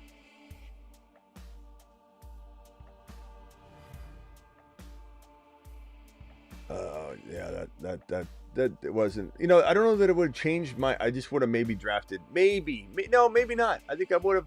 You know what? Screw it. I believe in Milrow. So Milrow's my guy. I believe in week 10. I think he'll be fine in week 10. But I don't know that will change my Burrow-Mahomes stack. If I have to take that, I'll take it. Now, what is Mahomes and Dak? Where's Dak's bye week? Dallas as a bye in week number 10 as well.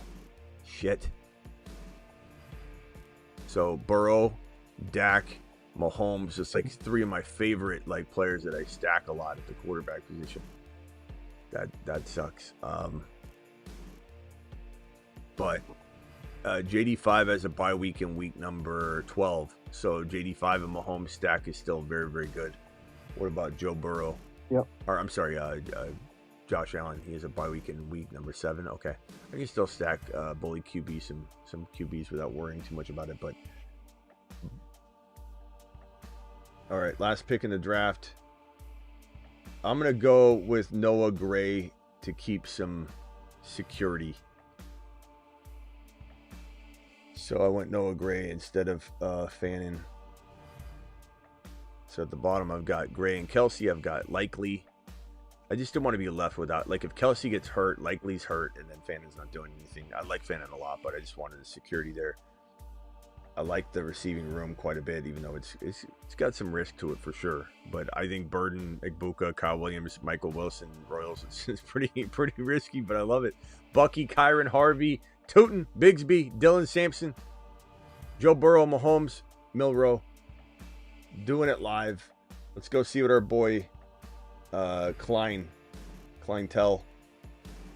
He's got May and Penix, Brees Hall, Cook, Hubbard, Najee, Stevenson, Hunt, Neighbors, London, Samuel. Like your receivers, bro. It's a great trio. Hunter, Schultz, and Okonkwo. I like it, Clientele. And Clientele, don't worry about drafting Debo. I was totally joking. I definitely will say things, but I'm not mad at all. You're paying your hard-earned money to play in that draft. You shouldn't dance around anybody's, including my team. You draft the players you want, always. So it's a good squad. Yeah, I don't know if I hate those two teams. I like them. I think I might be. No, I'm not on the clock in any slow drafts. So I was going to show you guys my pick as they go. But if I get on the clock in a draft, I'll pull it up. But all right, who's on the phone line? And did Philip ever call back? Philip, I'm so sorry you sat there for forever, bro. Rock out. What else you got?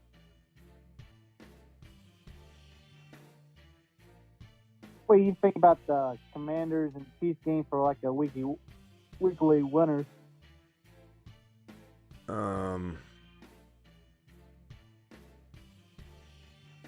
What you mean for week 17? No, they play like 10, I think. Oh, week 10. So 8, my bad. 8. KC week 8. Okay, yeah, Brett. Bad strategy. Right in the Like, middle. I don't think it's a bad strategy to try to get like Jaden Daniels and Terry McLaurin and try to get like Travis Kelce or Patrick Mahomes. Yeah, I don't think it's a bad strategy.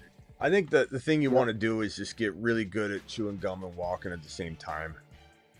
You know, like you got to be able to. It's so hard though. Like if anybody's new to best ball, just draft the best team you can. And you know, even if you did weeklies is fun. It's one of the more fun contests. And even if you're new, even though it takes crazy amounts of brain power to go through all these different things and variables and weeklies, it is smart to draft weeklies if you're new. Because if you made any mistakes, you get a free reset every week. There's no accumulation of points. It's just who scores the most points from the one drafted team, the one sitting. You don't get to redraft or anything. You make one sitting, one team you draft one time, and you're probably drafting a team that's capable of starting a game, right? It's not like you're going to draft. You might not understand drafting backup quarterbacks very well, or how do you balance the roster in a good way? You might screw yourself at first if you're just getting into best ball and not draft a good tight end situation. But you're going to draft a starting lineup. So no matter what, you're going to be in the mix to win $20K each week that all of those guys are playing. So you don't have to make a mistake and have it compound like in a puppy or a best ball mania. So weeklies is probably the best place to go if you're brand new. It really is. But once you get really versed in it, you can start to try and chew gum, walk at the same time, juggle while you're doing it, and sleep walk at the same time. It's hard to do, but like you first of all, you got to get to know the schedule. Schedule just came out today, so even I'm not very well versed, especially with bye weeks. Clearly, I didn't even think about it again. But bye weeks mixed with week 17 matchups, mixed with if you're playing weeklies and you're trying to identify certain weeks you love. If you draft Washington and KC players, you are drafting players that are good for the entire season as well. It's not like you're drafting a weird team. Just make sure you don't draft too many players, you know, that are lesser than the player on the board because you want to force this damn thing into a box. Like if you could draft Debo over a very equal player and you're thinking, okay, I remember the matchup. I'm going to start to build a team around this matchup that I learned, absorbed, and held tightly. Then you start holding on to information that's helpful, like that Washington Commander KC matchup. So as you're drafting and you end up getting that version of a team, you're thinking about that one piece of information that helps you build a team for that week, but also build a great team. So you just start to slowly unravel different strategies as you get versed. But don't feel pressured if you're new to Underdog. or best ball to try and do these crazy things. You'll end up just screwing yourself out of having any sort of chance during any given week. But weeklies is fun. It's a good draft, a good type of style of draft to do because it resets every week. Like, you literally can draft a team that everybody's suspended until week 17. You don't get a single point from anybody until week 17. They all come back in week 17. Your entire team is suspended. They play in week 17. If you're the highest scoring team, you win $20,000. Every week is in a compartmentalized league of its own. From the original team you drafted, you don't get to do ad drops or any redrafting, but it's a fun contest. And again, if you don't know, this contest is on Underdog. The code is Smitty to get you a bonus match. The link is right here. The link inserts code Smitty for you. Make sure you partake in a draft.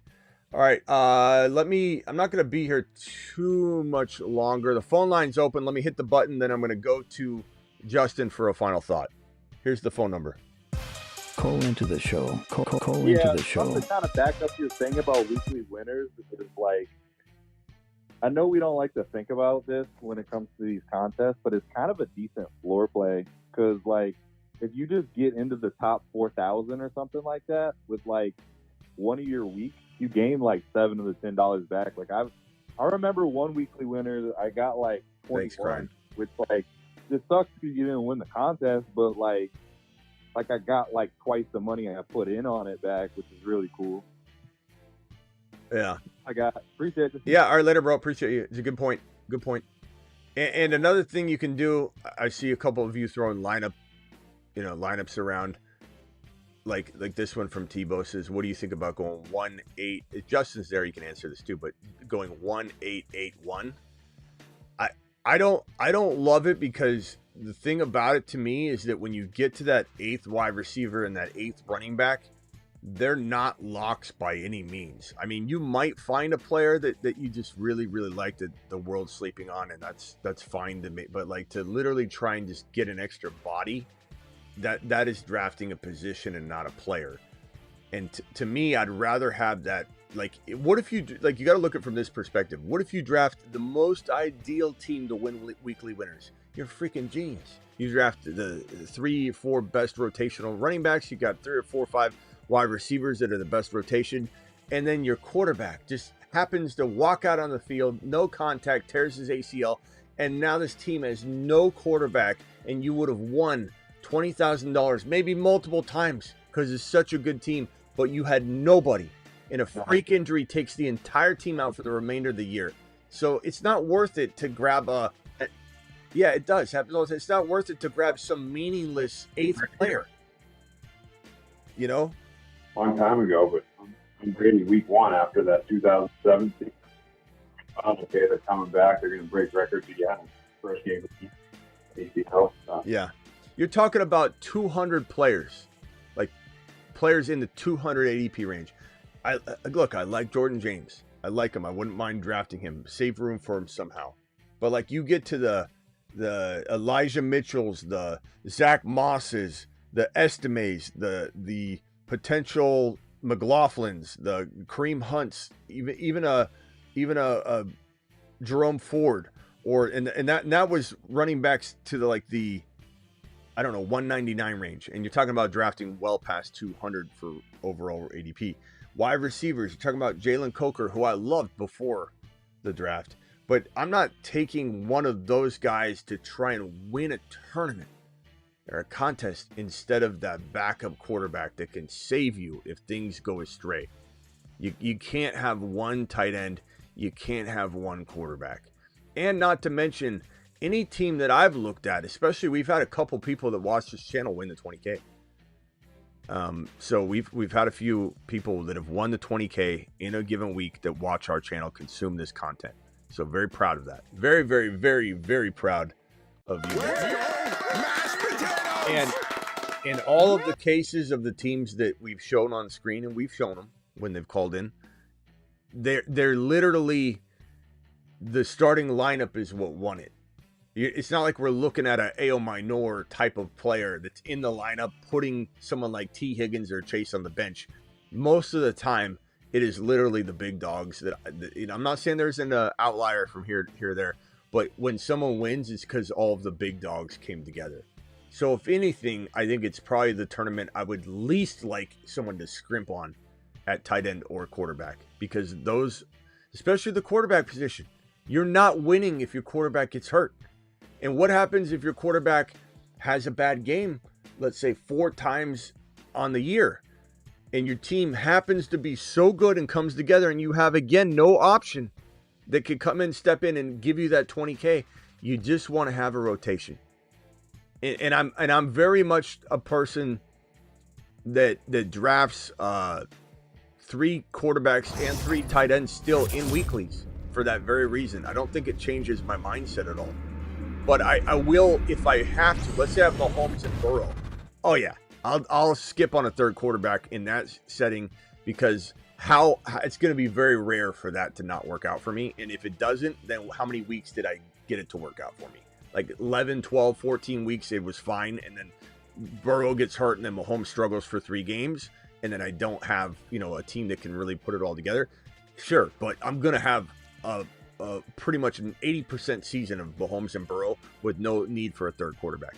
So there are scenarios like that when you bully QB or bully tight end where you could only take 2. That's fine.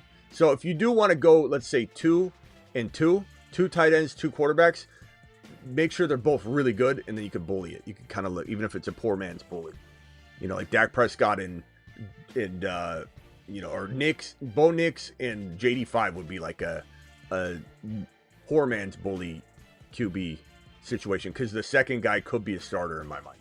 Joey with a $20 holler. He's a monster. Alert. Super chat alert. Joey, appreciate you, my boy. Joey dropping the 20 watts, says, yes, sir, Smitty. Won my first chip because of JD5 last year after 7 years. Congratulations, my boy. Let's go, mashed potatoes. Super amped for you. And the JD5 call was probably, I would say JD5 was the best call this show has ever made. I would say. Because, Gibbs and Bijan, and those are all bigger names that people did expect to have good careers and big careers in many cases, but we are definitely higher than the average bear on both those gentlemen. And who's the number 1 dynasty running back and number 2 dynasty running back in fantasy football? Gibbs and Bijan. Let him cook. So being higher on those 2 than anybody around, it does bring a tear to my eye. But those are big names. JD5 was so doubted by so many people. Yes, there were people that liked him, but he was on such a scale of doubt. There's so many, it was 50% of the people would say he was too small. He's got the bursa sack. Did you hear the news? The teams are looking to maybe not draft him because he's got a bursa sack, which is just basically like a little airbag in your elbow. I had one before just on my chair. I kept irritating my elbow, and it fills up with fluid. You drain it, it fills back up. You drain it, it keeps filling back up. You just give up. You just leave it there until enough time goes by where you're not irritating it. And every day I put my elbow back down, and it just wouldn't go away. And then one day I decided to just leave it for like a week without touching it. And this is in my old studio.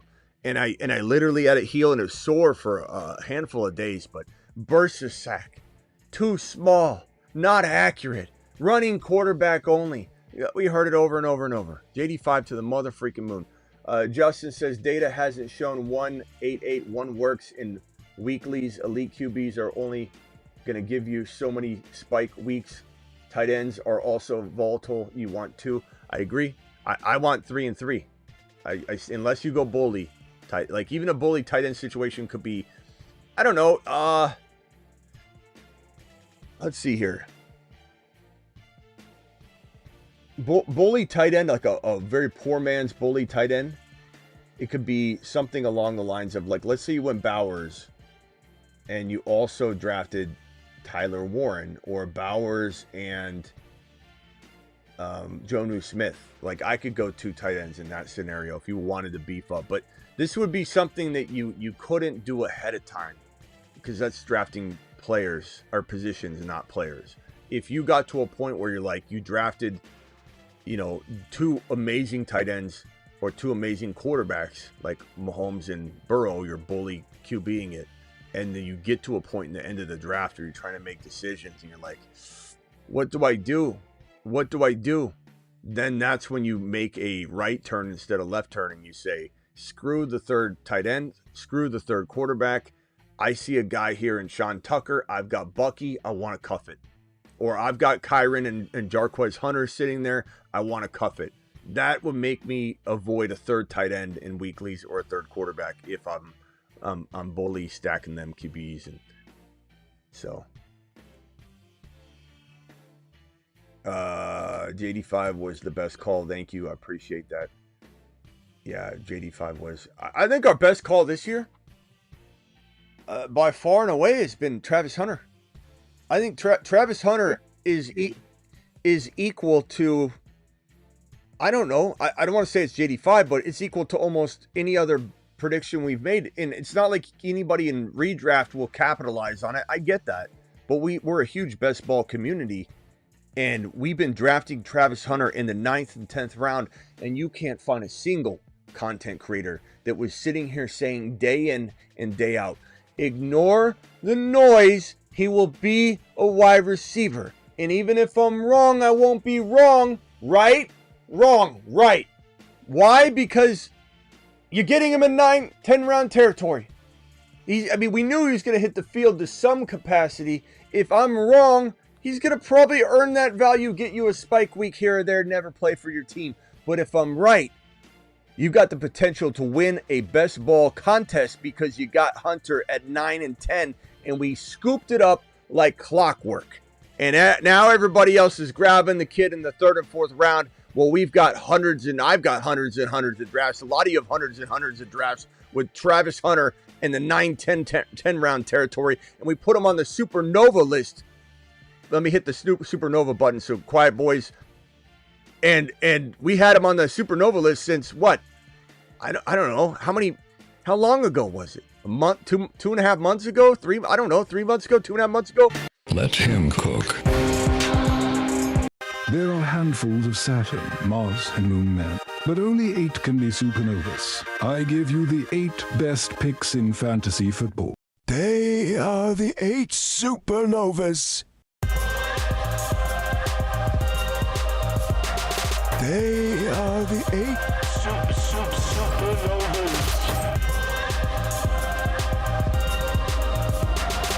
The hateful 8 supernovas. I'm looking at the 8 supernovas.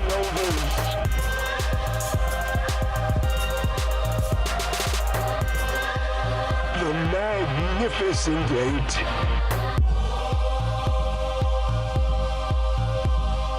Liftoff of mission 41D, the first flight of the orbiter Discovery, and the shuttle has cleared the tower. Anyway. Anything else, boys?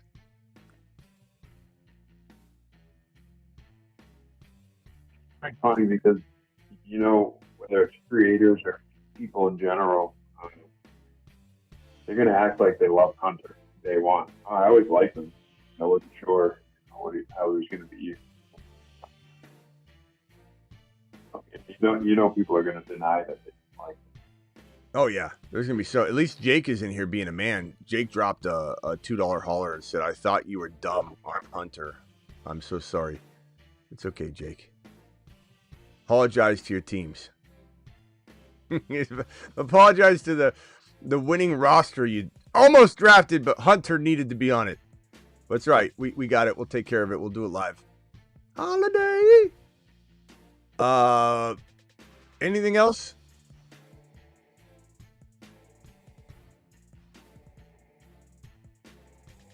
Oh, I was just going to say earlier, I've seen it from a few different, Lions fans now.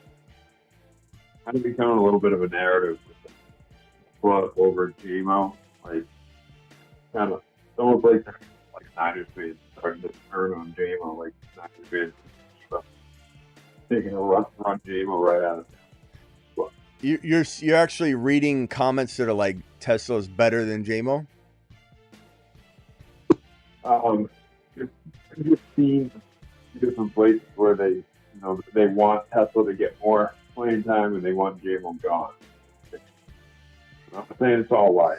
So and I'm not saying that's 100% right or 100% wrong either. I have seen a lot of people that, like, J-Mo's a little bit of a diva, a lot of the fan base thinks, and they feel like he could be a culture problem. There's some people that feel that way. I'm not saying that the fantasy football world necessarily feels that way, but I mean, it's more of a reason to be a little concerned about J-Mo's sometimes really early ADP. And he was going in the top of round 4 for a while. And now he's falling into 5. And that's where he belongs, like 5, 6. And, you know, you have his staff coming out yesterday talking about how they're excited. Morton, the offensive coordinator, came out yesterday or to this morning. I think it was this morning or yesterday, saying that he thinks he's going to be he's so fast. He's never dealt with a receiver that fast before, and he's gonna have a breakout year. This is coming from Morton, the offensive coordinator. So there's like good news, bad news, but then you hear Tesla is amazing. I like Tesla. It's like you're gonna hear positive things from Morton and, you know, every coaching staff about their players, unless you're the Vikings that don't say much positive about JJ McCarthy, which again goes to show you that it's not something crazy going on there. Tesla. You know that Gump said, I know Gump said Tesla would be Puka or something like that crazy. But obviously not. And you've also heard quite a few people see him being like Puka, which, you know, if they use him like that, he's that big body type wide receiver. I like him, but he should be an opportunity for him to be a big back. Yeah. Ray G says, A-Rod to the toilet bowl. Yeah, I don't know. A-Rod. Like, do you remember when I went to Disneyland? I want to say it was like mid-March. What is it, May? It's mid-May. So about 2 months ago, I went to Disneyland. And that's about right before, I think Travis Hunter was about February, early March is when it was really pumping the Travis Hunter stuff. So we drafted literally up until the draft. Got a good 2.5 months of Travis Hunter in round 9, round 8. Or no, round 9, 10. Round 9, 10, 11. I think Travis Hunter was going in the 118 to 122 range for months. But that's about how I can pinpoint where Travis Hunter was on the Supernova list. Just because he was on the Nova list in like early March, I think it was early March. I think it was before the Disneyland trip, right around that territory. That doesn't mean that we weren't, you know, that wasn't when we started talking about it. It's just when I put him on the Nova list. So I know that we were talking Travis Hunter up all offseason from the beginning of best ball drafts. But back to the point. The point was what? What were we talking about? Oh, Rogers. Yeah. So when I went to Disneyland in I'd say mid-March, mid to like I think it was the 18th or 19th or 20th of March. I remember I was telling the family, I'm like, I'm sorry, like on this drive to Disneyland we drove, I'm probably gonna have to go live in the car because Aaron Rodgers is not gonna wait that long, you know. And I'm like, and then we get to Disneyland, I'm like, I'm really sorry guys, he didn't do it on the drive or today. Tomorrow during Disneyland, I'm gonna have to go live at some point when Aaron Rodgers, you know, announces. And then the next day we went to Disneyland again. I'm like, guys, I can't believe it didn't happen. But I'm like, and I remember coming back the whole drive home. It's now May 14, and I still have yet to go live on Aaron Rodgers. That means it'll probably happen tomorrow or tonight. That's the way it works. I literally, if I went out right now and got tied up in some, I don't know. I went to go have a very, very late, what is it, 11:26, a very late, you know, pub dinner with some friends and stayed out till 2 a.m. If I committed to that right now, Aaron Rodgers would be announced right now. I can guarantee it.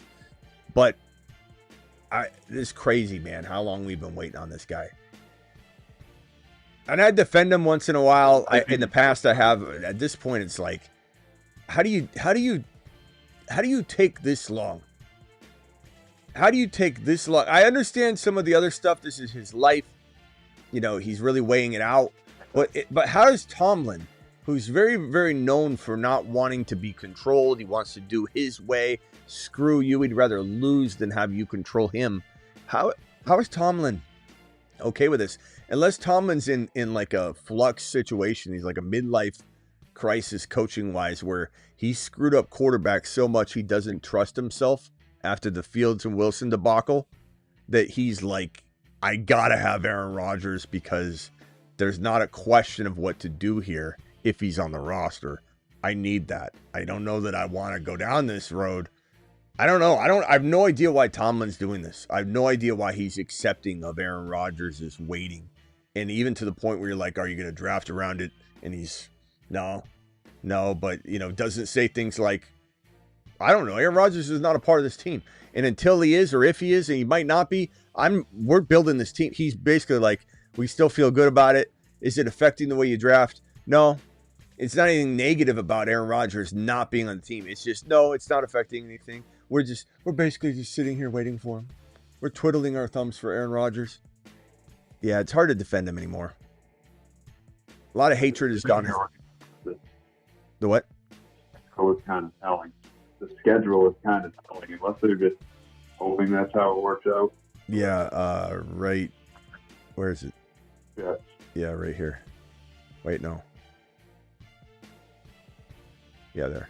Pittsburgh and New York Jets.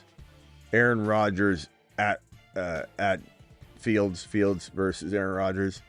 I mean, I could see it not working out and him, retiring, and then it's not as cool of a game, but Aaron Rodgers has got to pick up the pace, but it's very fitting. He's for sure, I know I said this back in March, but he's for sure going to be announcing this by June 1. Right? I mean, you never know, but you got to think that June. No way he goes into June. I mean, maybe like early June, June 2, June 3. But there's no way you can wait that long.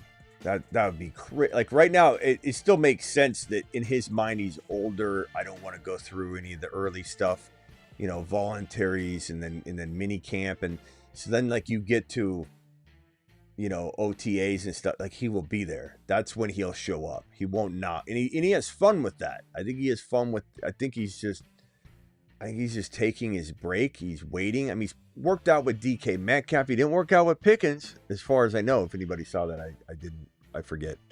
But he went and worked out with DK. I mean, there's a lot telling you he's going to Pittsburgh. It's just a matter of, does he pull the plug on the whole thing and say, never mind, I've got a shoulder injury I didn't tell anybody about, or something like that. Like that's what could take it off track and fold probably. I don't know. All right, I got to go, boys. I'll see you both tomorrow. Appreciate you. Rock out. We'll see you later, bro. Later, guys. Bye. Later, man. Oh. All right, we're out of here. Schedule, reaction show, draft. Good teams. I think this is my squad. Let me put my squad on the screen one more time. Oh no, that's not it. Let me see if I can find it real quickly. Drafts, Best Ball Mania. Where's Ball Mania? Here's my Mania team from the one spot. Joe Burrow, Mahomes, Milrow. Burrow, Mahomes have the same bye week. My forgetful self didn't even consider buys when we pulled this draft up. We just kind of blasted through it. They don't have the bye weeks listed yet, but I should have looked into that. But I don't care. I still love the team. Bucky, Kyron, Harvey, Tootin, Bigsby, Dylan Sampson, Chase, Burden, Egbuka, Kyle Williams, Michael Wilson, Jalen Royals, Kelsey, Likely, Gray. It's a good team. Love the bully QB. Love the running back stable. That running back stable is on fire. And I think those rookies will pull through. I think this is a team I don't walk out going, oh, I'm gonna note that this is the best bowl winner. I could edit the name, and sometimes I put like fire emojis and crowns next to it in what stream I did it on, and I'm like, this is gonna be it. I'm not saying that walking out, but I do believe that it is a team that I will want to revisit. And if this wide receiver stable opens up differently, and let's say Burden looks like the second coming of St. Brown, which could happen. Let's say Ibuka looks like a top 7 to 8 wide receiver, which could happen. Let's say Kyle Williams is, the BT of this draft class, not top 4 on the year, but like he becomes top 12. But it's like he's the guy that we see emerge, and he could be. Those things are the things that will make me circle back and go, this team looks so much different than before. So that's definitely the case. And BBQ dropping a $5 hauler on the way out the door. Your Aaron Rodgers watch 2025 at DL was like Panda watch in Anchorman. Yeah, in Disneyland. Yeah, I remember it's one of those things you look back on and you just laugh at yourself. I remember like walking around specifically around Matterhorn, just checking my phone and just, under the shade because the sun was out, and under the shade of where the Matterhorn, trees were and stuff. I just can remember it so well, and around the submarine thing, just going in those shady areas and just like refreshing my X and Twitter account and just looking for, okay, where is it? I see it load 2 new things. I'm like, oh God, here it is. Just like laughing at myself. I go, what a moron. What a moron I was, assuming this was going to happen that way. Oh man, hilarious. I'll see you all later. Appreciate you doing it live Monday through Friday, 8 p.m. Eastern, every single Monday through Friday. Live whenever big news breaks, we are here. If there's a breaking news about Aaron Rodgers or anybody tomorrow, someone tears an Achilles tomorrow, if another player like Derrick Henry, like we did earlier, signs a big contract and it has implications, we'll be live. If not within 5 minutes or a minute or 2 minutes, it's possible. Sometimes I wait to the 8 p.m. show because we're close to it or something. But essentially, I go live when big news breaks in additional live streams. But I'm live Monday through Friday, 8 p.m. Eastern, every single Monday through Friday. And we're live most midnights like tonight, midnight Eastern drafting. Appreciate you all. Don't forget to get on over to the Patreon. Link is in the live chat. I'll drop the link one more time to the Patreon. Hit that link right there. Appreciate you all. Don't forget Spotify, Instagram. Both are The Fantasy Football Show. You're watching youtube.com/The Fantasy Football Show. And I promise you, I'm not giving up on youtube.com/Dynasty Fantasy Football. Subscribe if you're new.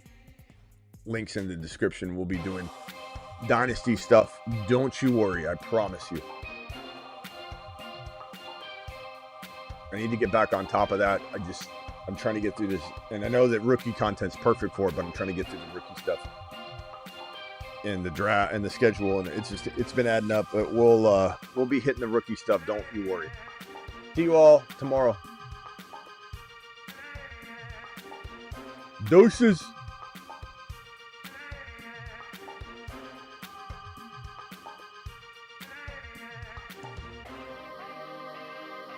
Hey, Kruger, you want to say bye to the crew? We're ending the live stream. I'm sorry I didn't let you know we were live again. Didn't involve you at all. Kruger, you want to talk to the people? Tell them to deuce out.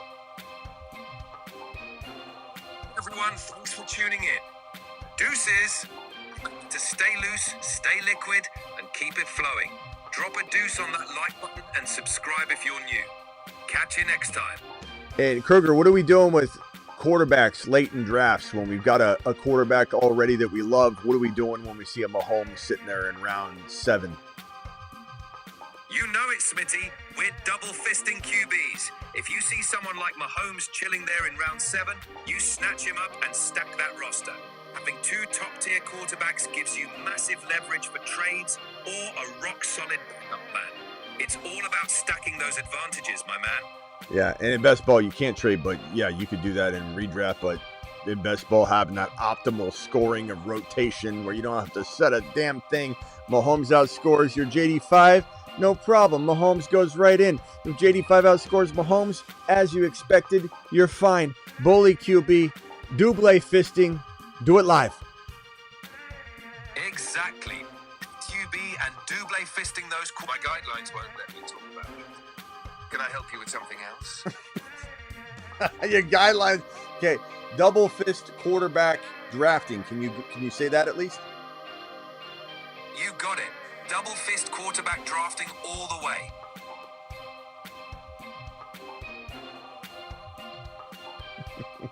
You got a little uptight. See you all later.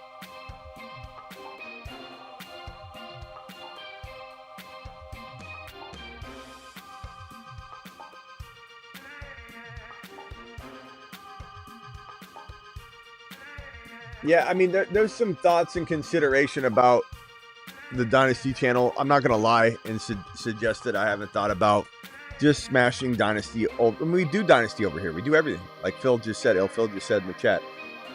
But I don't know. I'm tempted to say, like, I don't know. I definitely wouldn't not do that other channel. It's just a matter of, like, is there a different type of channel that it could be, whether it be, trade tactics and, psychology of fantasy football YouTube channel. Like, I've thought about that, and you guys can drop a comment in the live chat right now that I can read if you like the idea. I think that doing a Dynasty channel lets you focus more on it, so it's like easy to find with replays. I think that live streamers or live stream watchers, the live stream viewers, can ask questions, call in, get whatever Dynasty advice they want. But those that are the replay crew, it makes it harder to find Dynasty content. Although I could, make Dynasty playlists and on the homepage have a Dynasty row. So there's ways to do it and, promote that the Dynasty row on the YouTube homepage will take care of your Dynasty only needs, even though we cover Dynasty and redraft in every show.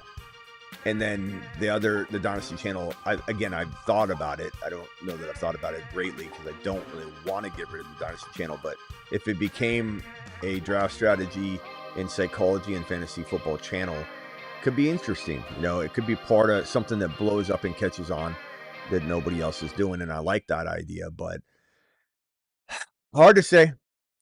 Drop your preference in the live chat. I mean, a Dynasty channel on its own, it's got a lot of upside and appeal. It really does. I mean, there's a lot of ideas that I have that, make that a worthwhile channel still. So we'll have to see.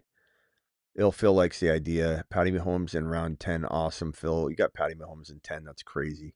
That's insane.